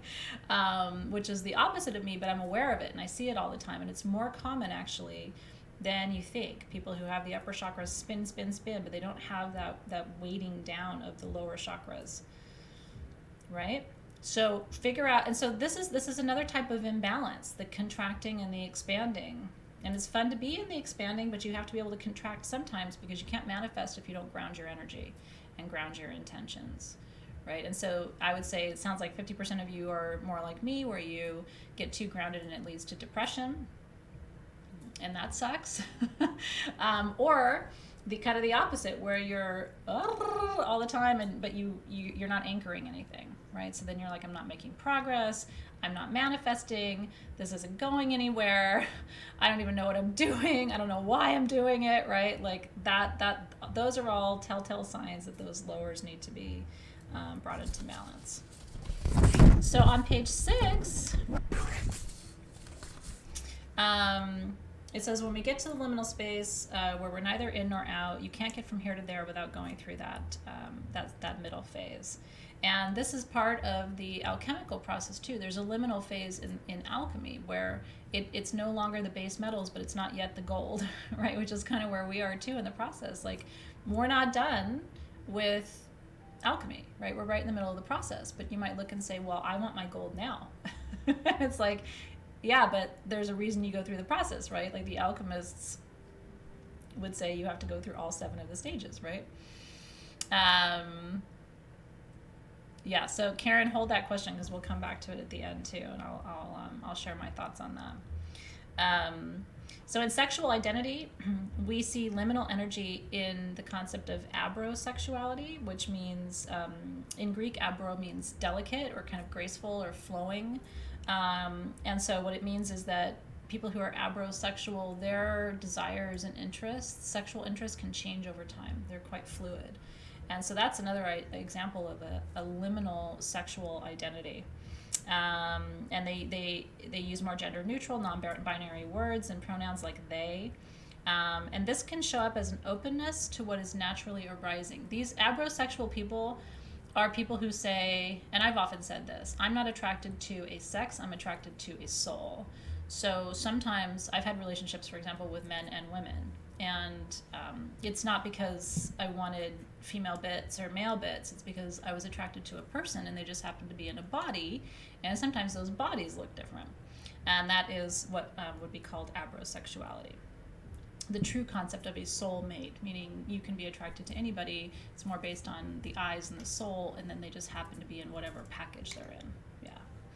And so there's some crystals for liminal space: amethyst blue kyanite, lemurian blue calcite, apophyllite. Those are all, watermelon tourmaline too is a great abrosexual or abrosexuality sort of talisman stone. So what's it like to be here? Are you comfortable without labels? Some people just are not comfortable without labels, right? And I like abrosexual because I love being married to my husband, right? But if I were not married to him for whatever reason, I could easily be married to a woman, right? It wouldn't matter. It's not something specific, but it's not like the risk of saying you're bisexual is that people think you're always having sex with men and women. And it's like, no, one can be monogamous, and that can be, your fluidity can show up in other ways. Does that make sense? Okay, so on page 7 it says, your body becomes the evidence of where you are on the scale. If you have tension or pain, where is it? The right side of the body is the masculine side. associated with Mars. And then the left side of the body is feminine, associated with Venus. And the liminal energy associated with Neptune sort of runs down the center of your body, which would include your spinal column, as an example, right? So, and then your astrological connections can help flesh this out. So Mars, and this is where we're going to get into the astrology. Do you guys all know your Mars and Venus signs? Because this is where it gets really, really interesting, right? Yeah, I saw that about Niecy Nash. I know. That's abrosexuality. And it's interesting, right? Oh, I'm sorry. I didn't mean to hit the microphone. Thank you for letting me know. My notebook is actually about 6 inches away from the microphone, so I don't know how I'm doing that, but it's a special skill that I have. Lower back would also be liminal unless it's on one of the sides. Like, it's always my right lower back that bothers me. That's another special gift that I have, is I always have right lower back issues. So that's the masculine. Yeah. Okay, so Mars is the part of you that's driven to go after what you want. It's your fire, it's your life force, your get up and go, your libido, what turns you on, right? And then your Venus shows how you receive, your needs and your values, what you like, what kind of relationships you tend to attract. You can look at Venus as your inner feminine, how you magnetize your desires, partner with others. Venus says, we're in this together and we're going to enjoy it. And Mars says, if you want it, get it. Get it and hit it.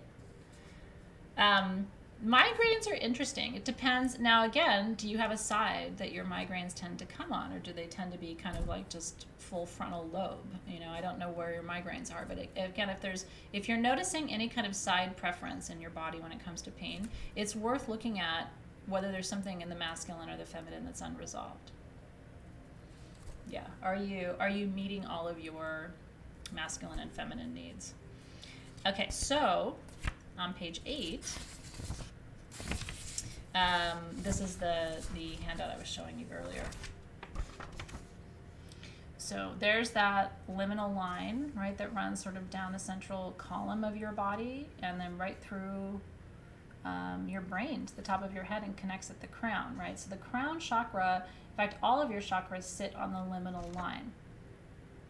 It's interesting, isn't it? And then the left side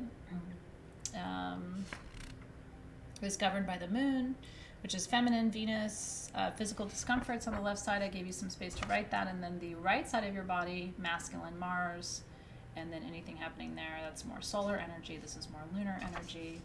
And then I gave you some stones to work with. So masculine stones are going to be always Kambaba jasper. It's my favorite of the masculine stones. And tree agate's really good, petrified wood.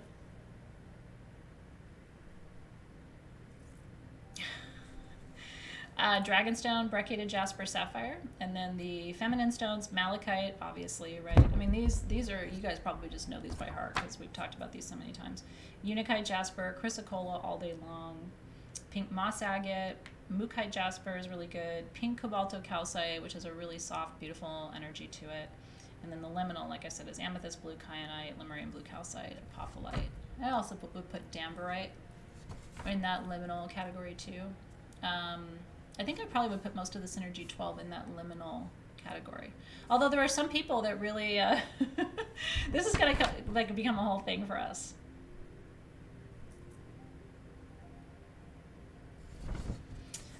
What does it mean when Venus and Mars are in the same sign? It's actually quite good because that represents a little bit of union energy in your chart. It means that the way you receive and the way you give are the same. There's a real beauty in that. And not a lot of people have Venus and Mars in the same sign. Usually they're in different signs. A lot of times they're in a different element, like mine. You know, my Mars is in fire and my Venus is in earth. Okay, so I want to spend a few minutes talking to you specifically about your Mars and Venus, and then I'm going to take some time for questions, and then we'll do some 5-5.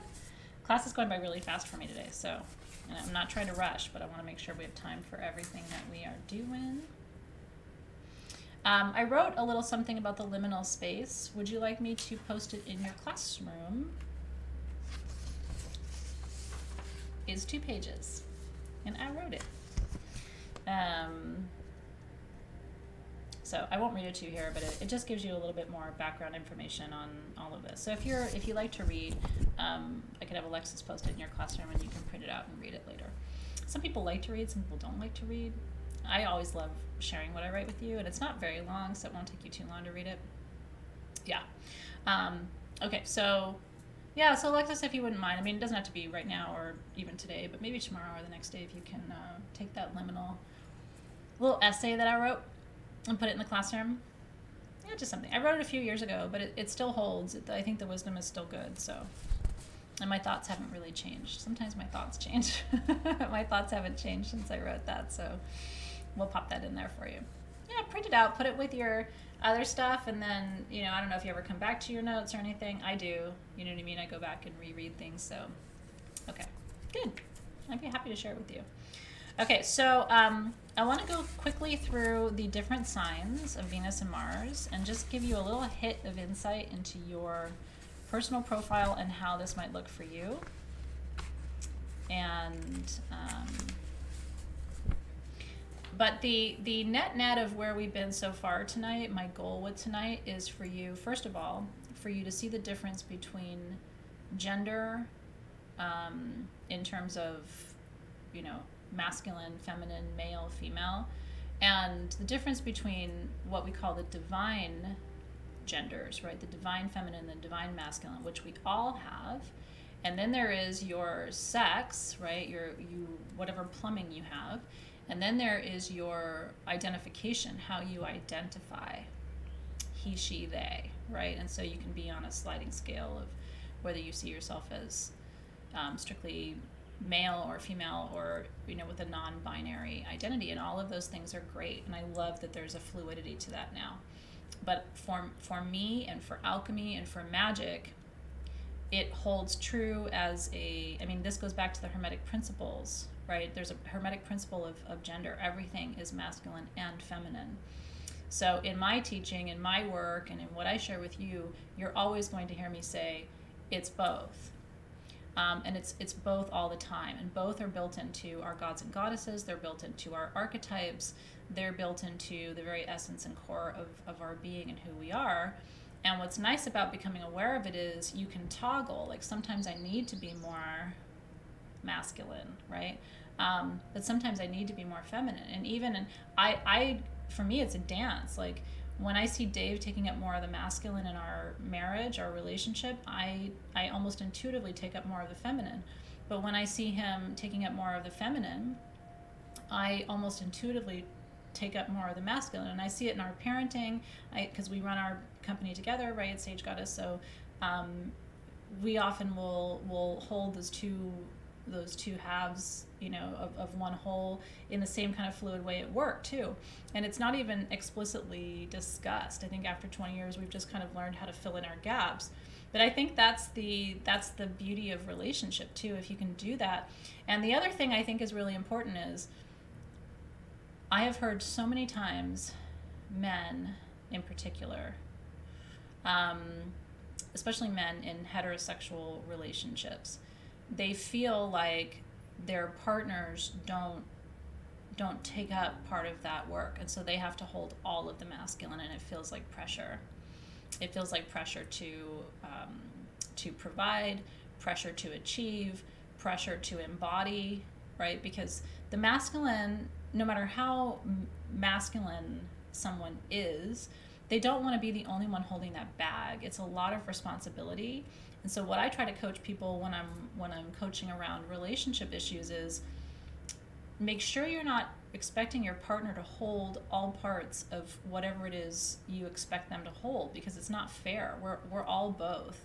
And there are times where I know Dave wants to be softer and to receive and to be held and not to have to show up and be strong for me and be strong for us. Like I can see it in him, right? And the same is true for the feminine. The feminine doesn't want to always be the one that holds, like sometimes we want to be held. And so we have to find ways to provide that, and the more intuitive it can be, I think the longer and healthier and happier your relationship will be too. But there's a lot of pressure on partners, and we have to be aware of that too. I also think, I mean, I've always been, and maybe it's just me, but like I've always wanted to contribute financially to my relationship, no matter where we were or what we did, because I didn't want my partner to feel like they have to provide everything, right? Like what can I do to help? And I think it's that like teamwork, kind of we're in this together, where everything is in any category isn't just on one person's shoulders. I think that leads to resentment. And I think that's why we have a lot of relationship problems, especially in our culture. Okay. There's so much I want to tell you tonight, and I'm trying to make sure I cover it all. So, Venus, how do you receive energy? I'm going to run through these really quickly. You ready? So listen for yours. If your Venus is in Cancer, you receive energy deeply and emotionally. You're really about the feelings in the relationship, right? And your expertise is in taking care and looking after. If your Venus is in Leo, and I'll get to Capricorn in just a second, yeah. If your Venus is in Leo, you receive regally and openly, and you enjoy receiving. It's for you, it's almost like an offering. If your Venus is in Virgo, you receive shyly and reluctantly. You're very discriminating. I don't receive easily. I'm very picky, which is probably why the biggest loves of my life have been Virgos. I think that totally explains it. Venus in Libra receives intellectually. They can sometimes overthink, but they also receive creatively and graciously. They're very ready to receive. It's easy for Libra to receive. Venus in Sagittarius receives openly, but not exclusively, and likes to receive externally from all directions, right? Venus in Scorpio receives mysteriously and magically. They like to be open to all possibilities and to receive energy multidimensionally. Venus in Capricorn receives sternly at times, can receive skeptically sometimes, but also receives deeply. Capricorn longs to receive because they need a lot of energy. Capricorns are on such a pathway, they're on such a path of achievement and success that for them it's really important to have someone who's willing to give to them. The trick with Capricorn is that they also have to give something too. It can't just be a one-way street. And sometimes Capricorns are great about receiving, but they're not great about giving. Venus in Aquarius receives energy unconventionally and liberally. They like to do it differently than the rest of us. Yeah. Venus in Pisces receives tenderly and softly and really sweetly. It's a beautiful placement for Venus. And it doesn't matter whether you identify as male, female, or something non-binary. The same is true. And then Venus in Aries receives enthusiastically and competitively. I receive, but mine's the best, right? It's very true. Venus in Taurus receives sensually and beautifully and with refinement. And then Venus in Gemini receives lightheartedly and usually verbally. Venus in Gemini is going to want to talk to you about their receiving. Whereas me, Venus in Virgo, I'm like, shut up. I don't want to talk about it. I don't like that. Freaks. I love you, Karen Brown. Now let's talk about Mars. This is how you give. How do you give? We've talked about how you receive. How do you give, right? Mars in Cancer gives completely, but not always fairly. Mars in Cancer can be just a little selfish, a little withholding. Remember, it's the crab, right? So they're going to hold a little bit back. They're not going to give it all to you, right? Mars in Leo gives selfishly. Usually with Mars in Leo, there has to be something in it for them. So they're going to give to you, but there's going to be a little bit of like, what's in it for me? There's a whiffum there. Mars in Virgo gives reluctantly, but they give consistently and loyally too. That's a great placement for Mars. Mars in Libra gives unevenly, but harmoniously. They give to make you happy, but it's not always consistent. Mars in Sagittarius gives happily and liberally. Mars in Sagittarius is happy to give you, just don't expect anything from them. The Mars in Sagittarius people don't like to have expectations placed on them. They really resist that. That has been true for me in my life. I've known a lot of people with Mars in Sagittarius. Mars in Scorpio, they can give in a calculated way. It can, if it's wounded, it can be manipulative. Like, I'll give you this, but I'm kind of expecting something in return. But they also give, Mars and Scorpio also give very seductively. That is a very deep seduction when you're working with Mars in Scorpio. That's the war planet in the sign of mystery and transformation. Mars in Capricorn gives in a paternal way. Remember, Capricorn is ruled by Saturn. It's a very fatherly sign. So when they give something to you, it's like, I'm giving this to you for your own good. Mars in Aquarius gives and fights irregularly, and sometimes in an erratic way. Like, they'll give today, but they might not give tomorrow, and it kind of depends. Mars in a Pisces gives through their feelings. So if you're in a good place with Mars and Pisces, they're going to give liberally. If you're not in a good place with Mars and Pisces, they're going to withhold. It depends on how they feel sometimes. I don't think I skipped Sag. I mentioned happy, right? Happily and kind of liberally. That Mars in Sagittarius likes to give, but you can't expect to be the only one that they give to, because they like to be able to give with no limitations. Oh, I know. I'm almost there. And then Mars in Aries, that's me, gives passionately. Sometimes aggressively when we give. Sometimes it's like, I want to give it to you. Okay, no, I'm going to give it to you. It's like, dude, okay, man. Mars in Taurus gives intentionally and luxuriously. Sometimes they hold grudges, though. So if you hurt them in the past, they may not give you quite as much. Remember, this is the bull, right? And then Mars in Gemini gives freely and openly and expressively. Remember, we talked, Geminis are about communication and expression, right? And so that is tonight's lesson on the divine masculine, the divine feminine, and the liminal. Because again, you have your Mars and you have your Venus, but then your Neptune placement, which we can talk more about, not tonight, but on another day if you'd like, teaches you what your in between, what your not here, not there tendencies are, and that can illuminate a lot for you too when you look at your additional placements. Okay, let me switch gears, and then what I'm going to do is after 5:55, I'm going to hang out with you guys for just a few more minutes if you want to hang out, and I will answer additional questions and see what's on your mind about tonight. But let's do our 5-5 situation, if you don't mind. I'm so glad you liked it. Okay.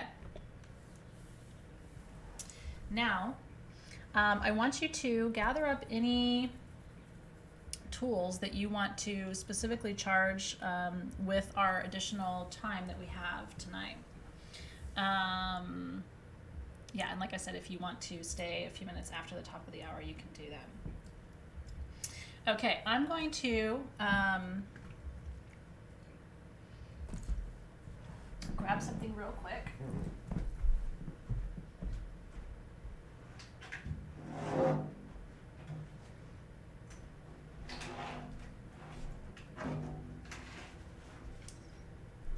Because this is actually really special that we have each other tonight for this few minutes, don't you think? So I'm going to open a circle really quickly.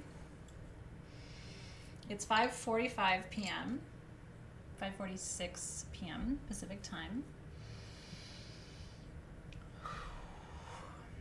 So I want to invite you to really come into present time. And I want to invite you to switch your thoughts, switch your energy to the space of dreams for just the next, literally, it's less than 10 minutes. And I think this is so cool. Like, there's nowhere else I'd rather be right now. Nobody in the world I'd rather be with for this super important moment than you guys. You know? So true. We have a huge community at Sage Goddess, but you guys are the core of that community. You really are. And this is the place where I feel like I'm with my family. So thank you for being at the heart of our our community. It's really special.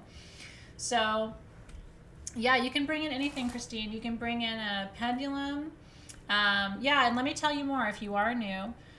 What we did, and there's a free video on YouTube that you can watch tonight if you want to, because if you want to make your little honey jar, and you, anytime you do this, you guys, up until midnight, it's really true, you guys. I love you so much. I'm so grateful to have you in my life. So you can do this anytime until midnight. Any kind of jar you have, baby food jar. Listen, go get a pasta jar that I'm sure you have one in your fridge. I do. That's like 3/4 of the way gone, but you're just holding on to that little bit of sauce because you think you're going to use it. Go dump that out and do the ritual. It'll only take you 10 minutes. You don't have to do it right now. For right now, though, if you have a necklace, a ring, a pendulum, a tumbled stone, anything that you want to carry for the rest of this year as an amulet to represent abundance and prosperity in your life, go get that, because that's what we're going to charge up at 5:55, which is 7 minutes from now. So this is a good time for you to take just a minute or a break, go to your jewelry box, go to your crystal box, whatever, wherever. But it'd be great for you to have something to hold on to while we raise this energy together. And so I bought a necklace from Sylvia. It's a Lemurian smoky citrine, and I haven't worn it yet because I was waiting for it tonight. And there's a garnet on top, which, remember I told you that you have to ground your energy in order for it to work for manifestation. So when she does these garnet citrine situations, I'm always a sucker for it. So if you have an amulet or something that you want to charge with tonight's energy, that would be great. It can be pretty much anything you want it to be. It doesn't have to be a prosperity stone either. And then what's in here, there's crystals in here. There's a little parchment with 5 energies of prosperity or wishes or intentions that you're trying to manifest with this energy. And I added some essential oils. I added the Abundant Wealth perfume in here and then sealed it up. And this, try to pick something that has a jar that you can, or a lid that you can remove, because you can keep adding to this jar anytime you want. And you can do the ceremony again on May 14th, because 1 and 4 is 5. You can do the ceremony again on May 23rd, because 2 plus 3 is 5. So there's a lot of reinforcing days this month when you can do this work again and charge it up again, right? So Alexis is charging up her Brutalated Quartz monk ring that I gave her. I love that. Jade pendant. Yeah, so that's what this is. This is what you're looking at here. This is my soul shift altar. So these are all the soul shift tools. Sorry, I'm pointing at it and you can't see. These are all the soul shift tools that I'm working with this month. But this was the honey jar from my prosperity ceremony that we did and that you can do today. Yeah. It's so good. Sylvia's pieces are crazy. I'm going over to her. She's getting vaccinated, and I've been vaccinated, so as soon as she's got her shots, I'm going over to her house for a play date.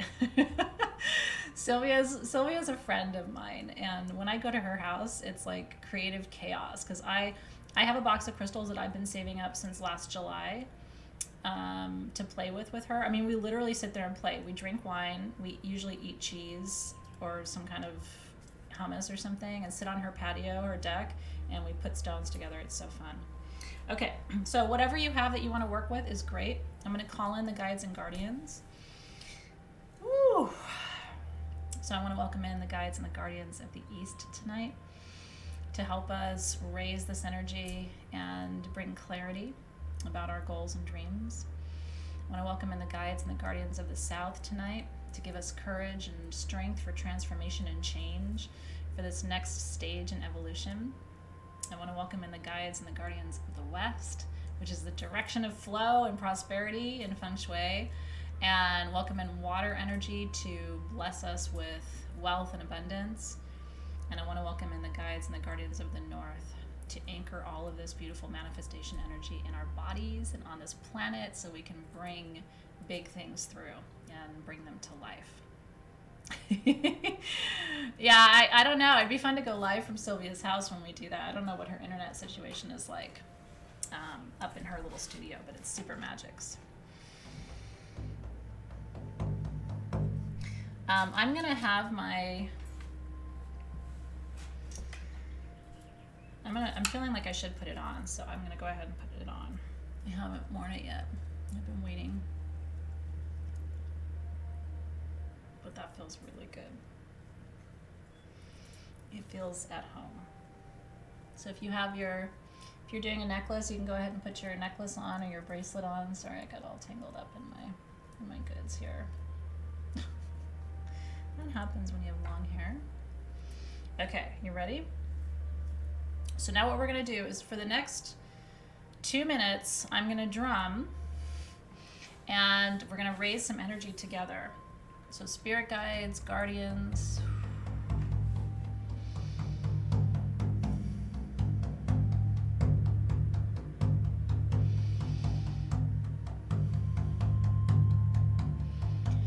And I'm going to call in energy of prosperity, abundance.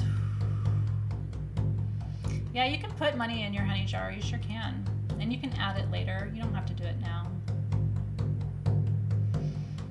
The most important thing in there is your desires and your intentions.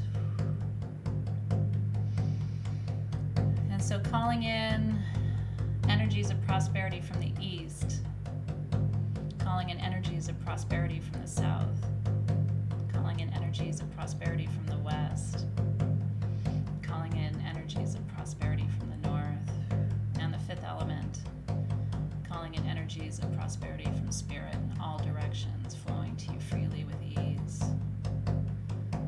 And so for this next minute, I need you focused on what you're creating. The amount of money, the business, the building, the home, whatever it is that you are magnetizing. When I say go, I'm going to just drum, I'm not going to talk. But for that whole minute, I'll be timing. Nothing but focus. If you want to talk, you can, and I may end up talking. Ready, go. Focus, focus, focus.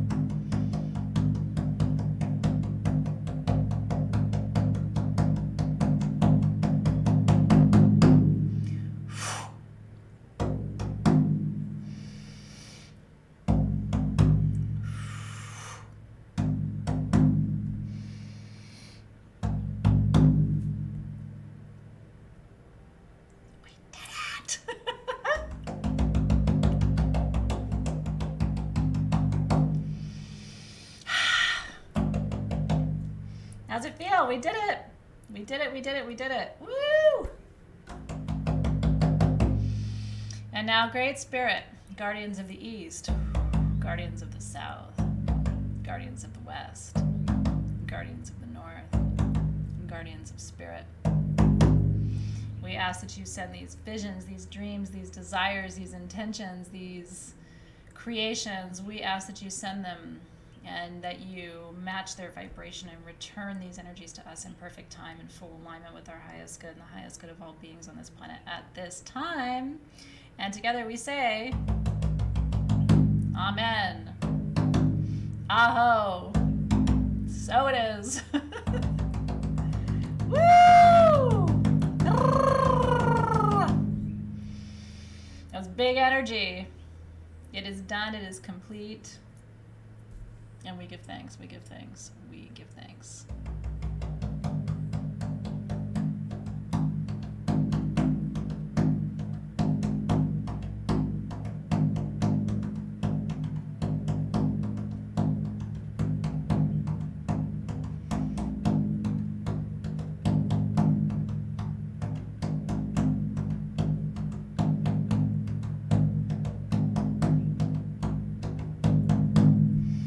That's right, baby.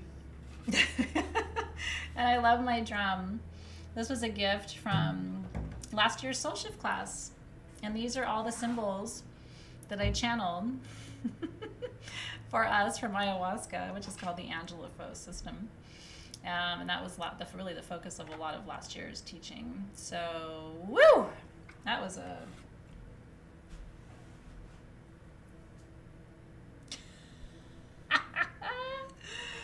I'm going to give you a double. There's no hieroglyphs with a man who has two. I think that would be a whole new category of hieroglyph, and I'm ready for it. Got double lift off, baby. That felt good, didn't it? Oh, energy's so fun. Woo!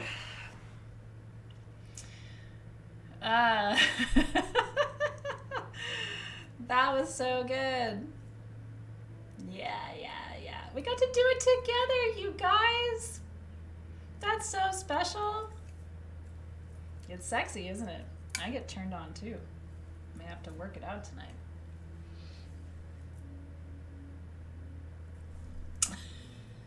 Swing. That also will become a new inside joke. I'll see you and go. So that was quick, but it was good. Sometimes it doesn't need to be long to be powerful. So we want to thank and release the guides and the guardians with gratitude. Thank you to the guardians of the spirit element for holding the magic, for animating our experience tonight. We release you with gratitude. To the guides and guardians of the north, thank you for anchoring our intentions and desires in the physical. We're so grateful for blessings already on their way. Blessings already on their way. And it's this or something better, baby. It's this or something better. So we thank and release the guides and guardians of the north. We thank and release the guides and the guardians of the west for that really beautiful union with the flow of water in the west tonight. Thank you for helping create a river that we can follow in the direction of our dreams. And we release you with gratitude. And to the guides and the guardians of the south, thank you for helping us face transformation with grace, teaching us that it's good to change, because change is where the blessings live. And we thank and release the guides and guardians of the south. And we thank and release the guides and guardians of the east. Thank you for opening our minds to new perspectives and new possibilities, helping us see an open door and walk through it with courage. Thank you for helping us move in the direction of spaciousness and openness, which is in the east. And we give thanks and we release you with gratitude. That was really good. That was really good.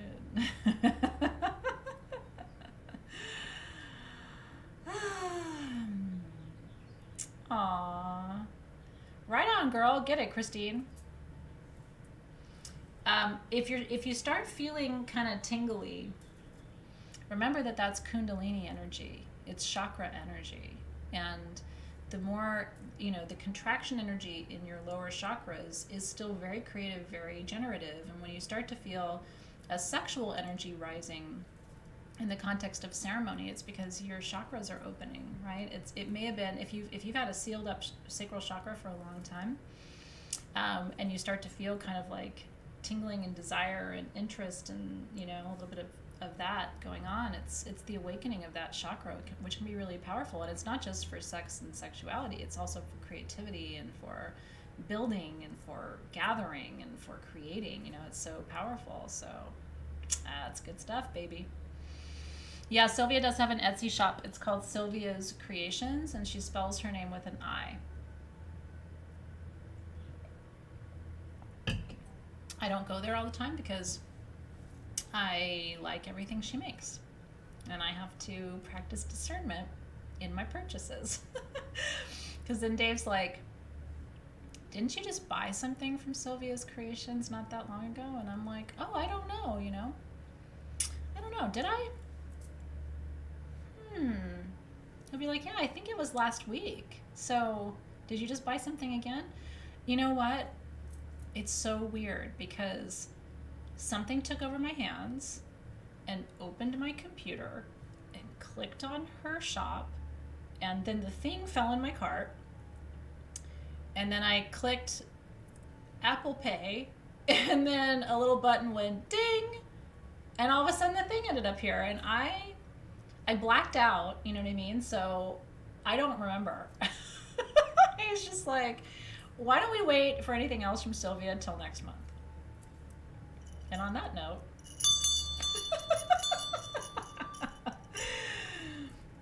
the little Apple Pay thing is really dangerous because it's like, cha-ching. Whoops. Oh, well. It just happened. Add to cart. Click. Oh, my goodness. Anyway, I had so much fun with you tonight. So I'm going to stick around here for another 10 minutes or so, if that's okay. And Alexis, it's okay if because Alexis is in the office today, so please don't feel like you have to stay, Alexis. I've got this. So if you would like to sign off, we completely appreciate that. But I would love, class is over. If you need to leave, it is 6 o'clock. Please feel free. I'm going to stay for a few extra minutes. So if you have any questions, I would love to stay and answer your questions. Because tonight's topic of conversation was rich and very complex. And I want to make sure if there are any questions that I can answer them. No, I'm sure. Listen, if I didn't own Sage Goddess, I would be in so much trouble. Did you guys see the alchemy wand today, by the way? I don't like to talk about product too much during class because I don't want you to feel like I'm pressuring you, and I am absolutely not. I mean, I don't have a lot of these, so if you don't want one, it's actually great because it'll leave one for somebody else. We had these elemental wands made. These are the 4 elements: earth, air, fire, water, and then it's got garnet and lapis and peridot and citrine and smoky quartz. It's double term quartz. If I didn't own Sage Goddess, I would be in a lot of trouble. It's absolutely true. And by the way, if you want to make perfume with me during week 3, the perfume tools are also at sagegoddess.com, but you have to order them soon or they won't arrive to you in time for the 3rd week class. So this is called Journey to Union. It's black pepper and ginger and galangal are the oils. So those are the only 2 things that I think from a soul shift perspective you should know are there. And then the code is GIFT19 for 19% off. Aren't they pretty? That wand is everything. So enjoy. Okay, so Catherine Womack, will I go over the liminal space qualities during our next class? Robin, do you mean the planetary correspondences? I just want to make sure I know what you're asking for, and then the answer is yes. I mean, I'm happy to do that. We would want to go, what I assume you mean, Robin, is going over Neptune, the signs in Neptune, to understand your personal relationship to liminal energy. And if that's what you're asking for, I think that would be really great to add in. So I won't be during session 2 because that's Crystal Masters and they won't know what we're talking about, but I'll come back and discuss it during session 3. So Robin, if you wouldn't mind just clarifying, I just want to make sure I'm giving you the information that you're looking for. Let's see. Let me go back up in the feed really quick. Aw, I'm glad you guys got a wand if you wanted one.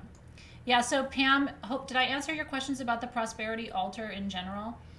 This was just the honey jar. So, and the stones that went in there were aventurine, citrine, epidote, peridot, and rutilated quartz, which are really good kind of basic stones for prosperity work.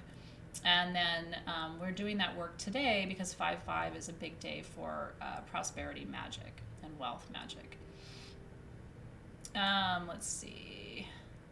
Bonnie says, my Venus is in Cap. Cap is my moon sign. Is there any significance?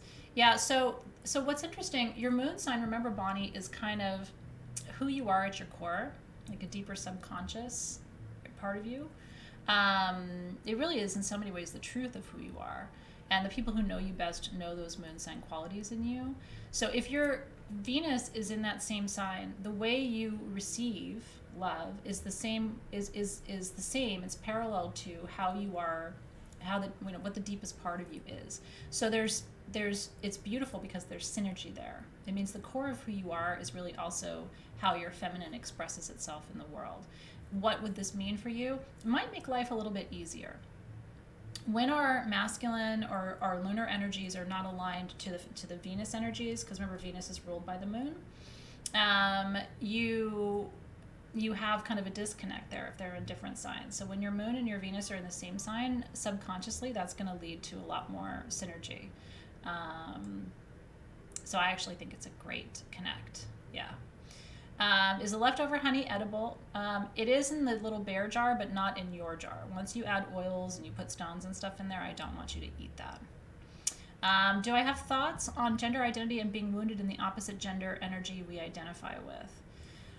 If I'm understanding your question correctly, a lot of us have wounding in the opposite gender that we identify with primarily, right? I would say that I do. Right. I think my parents were great parents, but they definitely showed a lot of the wounded feminine and wounded masculine. And I had to learn how to separate that from functional masculine and functional feminine. Does that make sense? So I grew up with more of a wounded example in some cases and had to then learn through meeting other people and having other role models what the functional examples of those look like. So yeah, and if you do have wounding in those places, you have to look for, okay, so if this is what wounded looks like, what does functional look like? And how do I move further toward the functional, or what we might call, the developmental? Because the whole goal is to develop past the wounding toward what's functional. At least for me, that's my goal. Yeah. Oh, interesting. Cheryl said her daughter's vagus nerve was ligated as an infant. Will this have an effect on the energy work we are doing? I don't think so. How does she experience it? Does she feel like there's a block? Remember, the vagus nerve is very important because it's connected to all the major systems of the body. So, but in my opinion, in my experience, everything can be overcome energetically. So I wouldn't worry about it. But I'd like to know more about her experience too. What if your Neptune and Mars are in the same? So that means your liminal and your masculine are aligned, which is fantastic. Again, I think if you have Venus and Mars in the same, or Mars and Neptune in the same, or Neptune and Venus in the same, or any of those and your moon sign the same, I think that's a party bonus. I don't have that. But if you do, I think you're quite lucky.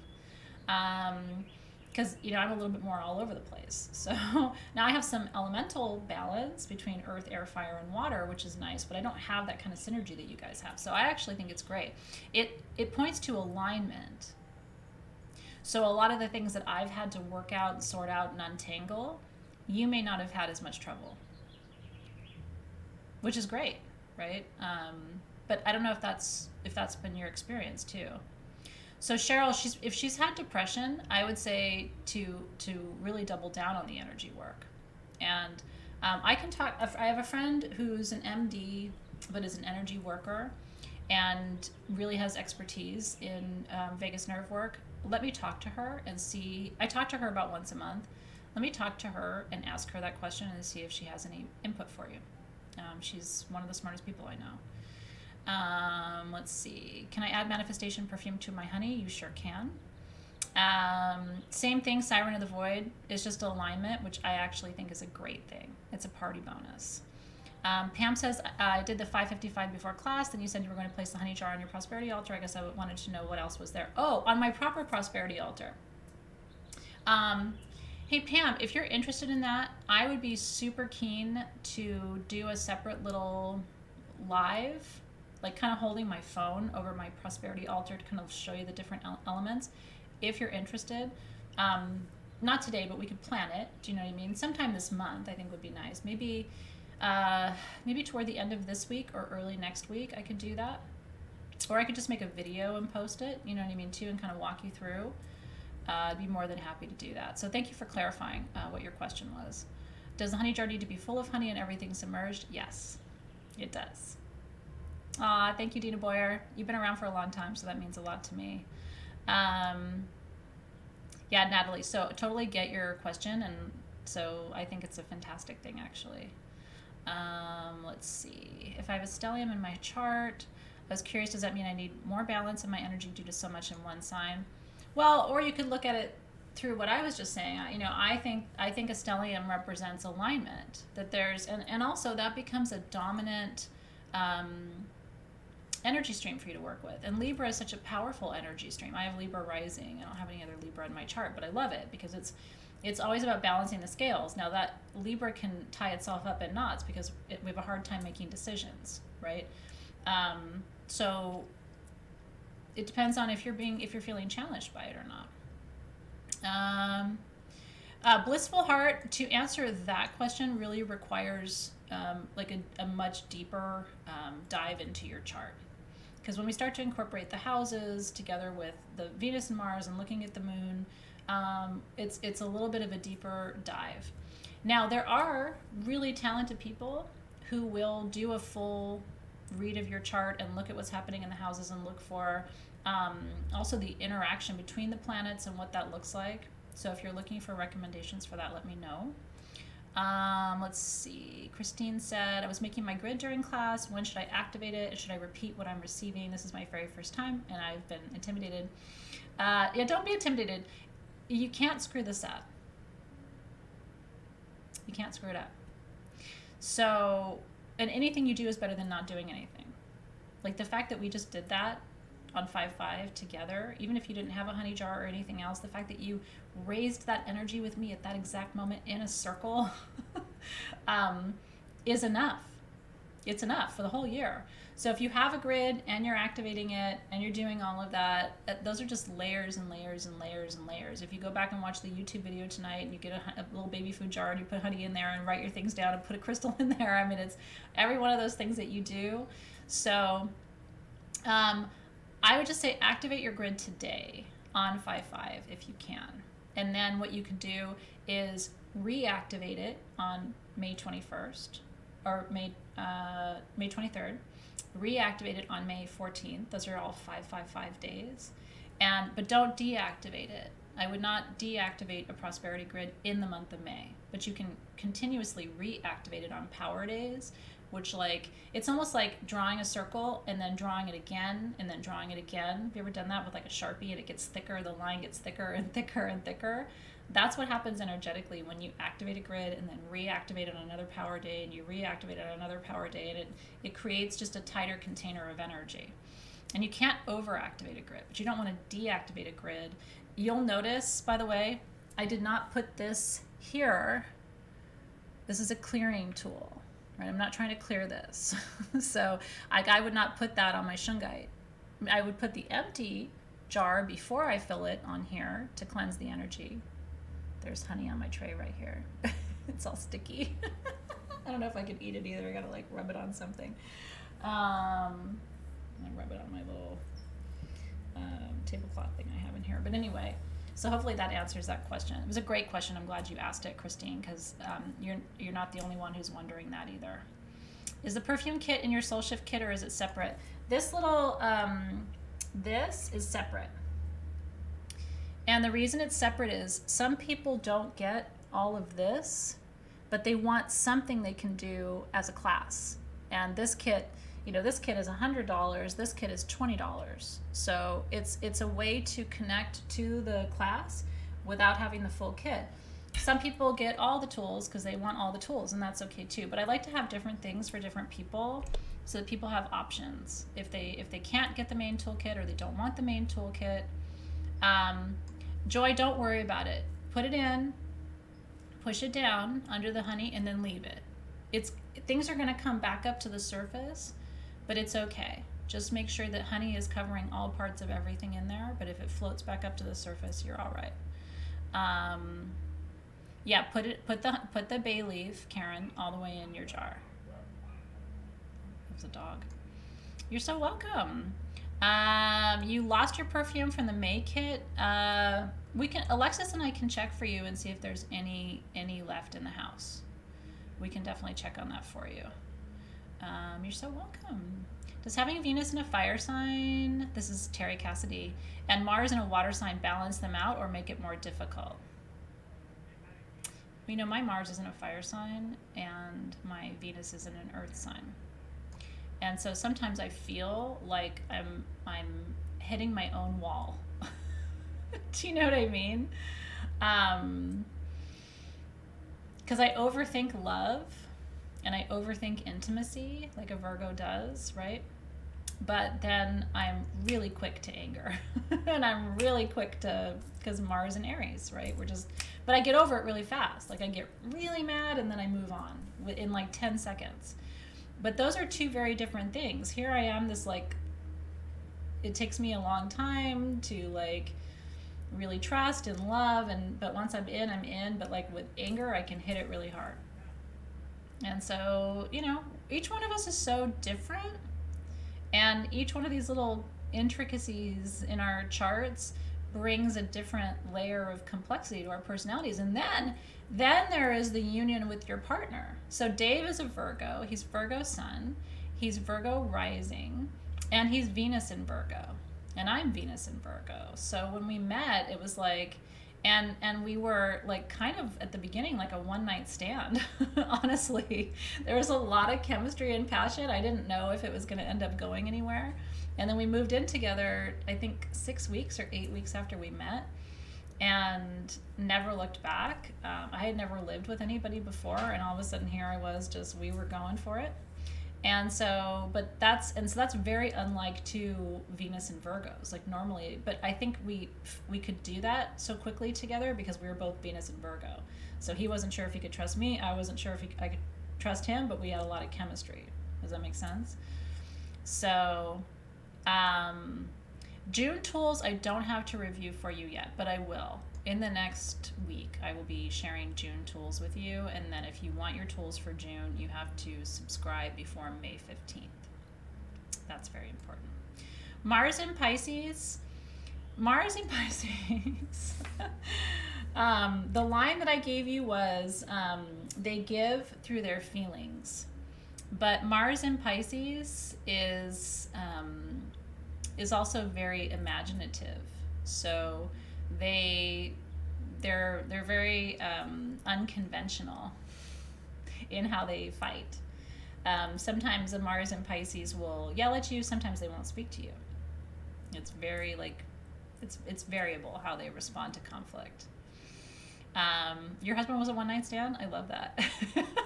Maybe it's a great way to start a relationship, right? Karen says, are your chakras totally out of alignment if you're depressed, can't manifest or focus, and have a major anxiety with monkey mind? I have had a lot of abdominal surgeries and I'm really blocked. It could be an energetic blockage for sure. Each one of those things is kind of a different challenge, right? Depression versus the inability to manifest versus focus versus anxiety. So, and each one of those, for me, is highly energetic. What I would say is the more you do this work, Karen, and the more consistently you do it, the more those layers of blockages are going to get released. And for some people, crystals do it. For some people, sound does it. For some people, just the process of setting the intention and starting to work with wisdom and information does it. For some people, it's like plant medicine does it, or aromatherapy does it, or yoga does it, or acupuncture, or acupressure. Like everybody has their way into these different things. So, and in this class, I try to introduce you to a lot of different modalities. I introduce sound and stones and scent and meditation and then, you know, insight and information and wisdom, and try to come at it from all these different directions, because what's going to really, like, some people will have a huge shift after tonight just because of the information. Like something clicks and they're like, now I get what's going on with me, and now I can make a change, because now you become consciously aware, you do better. Some people, it's like the information might not be helpful, but you know, they burn that incense and something in the alchemy of those herbs and plant teachers inspires something in them. But the one thing I want to really reassure you, based on my experience, which is now like 30 years of doing this work in different forms. I really started in earnest my metaphysical journey at 17. And I started a priestess training program right at the end of my 17th year. And it was a hard and fast induction into the work that we do. It was really intense. My friends were starting college, and I was at community college doing this at night. And I was having exams in my priestess program that were harder than my community college exams, like moon phase tests and, you know, correspondence exams, and, you know, the thumb represents which planet and which tradition, and all. I was just like, I was so overwhelmed. But 30 years later, what I know for sure, having studied all kinds of traditions with all kinds of teachers over all kinds of years, is that it's never too late to start. You can shift, change, and transform anything, from the most serious illness, which I've had, to a very, you know, fleeting emotion. Everything can be healed. Everything can be shifted. It's never too late. Aging can be reversed. Health challenges can be reversed and at the very least paused and transformed. I have seen absolute miracles with my very own eyes. And not just once or twice, but hundreds and hundreds and hundreds of times. So energy work is very real. And I have a front row seat, because like I had a friend text me 2 days ago saying, you know, my friend just got diagnosed with X, Y, and Z. She doesn't know where to begin. She doesn't even really believe in any of this stuff. Where can she start? And I was like, you know, it was a big diagnosis. And I said, big diagnosis means we start, you know, hitting with the big guns. And here first she needs probably acupuncture, was my intuition. And she needs to start moving her body. And I'm sending her some crystals. And let's start working aromatherapy. And, you know, is she starting chemotherapy? And just how do you work this whole puzzle? But it is never too late. But it really does require a multi-pronged approach, and it requires some consistency. You can't light a candle one time in March and then expect by November you're going to be having a different life experience, right? It's about incremental change over time and the shift in perspective. Because ultimately, your mind is driving this whole bus, right? It's driving your health bus, it's driving your relationship bus, it's driving your parenting bus, it's driving your professional bus, right? So how you think about your life and what's available to you and what your options are and how much you know about yourself and become self-aware, there is an absolute correlation between all of that and the outcomes you experience. And that's why I always say none of the tools matter as much as your wisdom and what you know. Because if you don't have a different perspective and a different mindset and know how to focus your will and your intention, the rest of the stuff doesn't matter. Those are just allies. But if you're not driving the bus, you can have a whole bunch of shit in your bus. It's not going to help you. You know what I mean? So anyway, I hope that's helpful in terms of kind of inspiring you too, because people will say, well, I'm 50, you know, is this really a good time to start my journey? And you know, I've had this health challenge for 5 years or whatever, and it's like, I mean, my response is, I'm so glad you're starting now. Let's go. You know what I mean? You still have half your life ahead of you. Like, let's get this going here. But that's my perspective. But your mind is the most important magical tool you'll ever have. And if your mind isn't working in alignment with your goals, then there isn't a crystal in the world that's going to help you. And that's the truth. So it has to start with you. And so that's why I say, like, the tools are great, but if you're a beginner, take the class, learn as much as you can, and then your intuition will guide you to a tool that you might need. Your discernment will lead you to something else that you need. But start small and begin with the mind. It is so important. I activated my talisman just by having it in our circle with the guardians. Yeah. Just by being in the space. Anything within 12 inches of your body is in your personal energetic field. So it's activated just by being here. And everything around you has a 12-inch vibrational field too. So technically it's anything within 2 feet of you is activated when you do ceremony. So, but you know what, Christina, don't necessarily wish that, right? Because I could say the same thing. I could say the same exact thing, Christina. I could say, oh, I wish I would have learned all of this before I got diagnosed with MS. But the reality is, MS is the reason I'm sitting here with you. I would not have started Sage Goddess. I just wouldn't have. I wouldn't have done this in this way if I hadn't been diagnosed. So what can you say? Can you regret it? No, I don't regret it. I'm actually quite grateful for it because it gave me the courage I needed to decide that I could leave that life behind and be brave enough, because I was fearless after that. Once you have something really scary happen to you, you lose your fear. And it gives you a courage that maybe I wouldn't have had otherwise to be brave enough to do this. Yeah. All right, you guys. Mwah. I don't know if Alexis is still here. If you're still here, Alexis, I love you. I hope you had a great day back in the office today. I wish I could have been there with you. But hopefully I'll have an office soon, and I'm looking forward to that. Have a great rest of your night, everybody. Cheers, and thank you for being here. Next week, we do not have class. We have class. Session 2 was pushed back just a little bit because some of the tools were delayed because of COVID. The person who was making the tools for session 2 made most of them and then got COVID right in the middle of it. So he had to mobilize a team to come in and finish the rest of the tools. And so they're here, but they weren't going to be here in time for Wednesday. So we are having class, I believe it's the following Monday, if I'm not mistaken. But you know, I'll be around next week. We have SGTV next week. We have New Moon next week. We have a lot of other things going on, so you won't be missing me for too long. All right, you guys. Thank you so much. I really appreciate you, and I'm glad tonight was helpful for you. More to come. So much more to come. Keep focusing on your intentions all night tonight. 5/5 doesn't end until midnight, and your intention is the magic.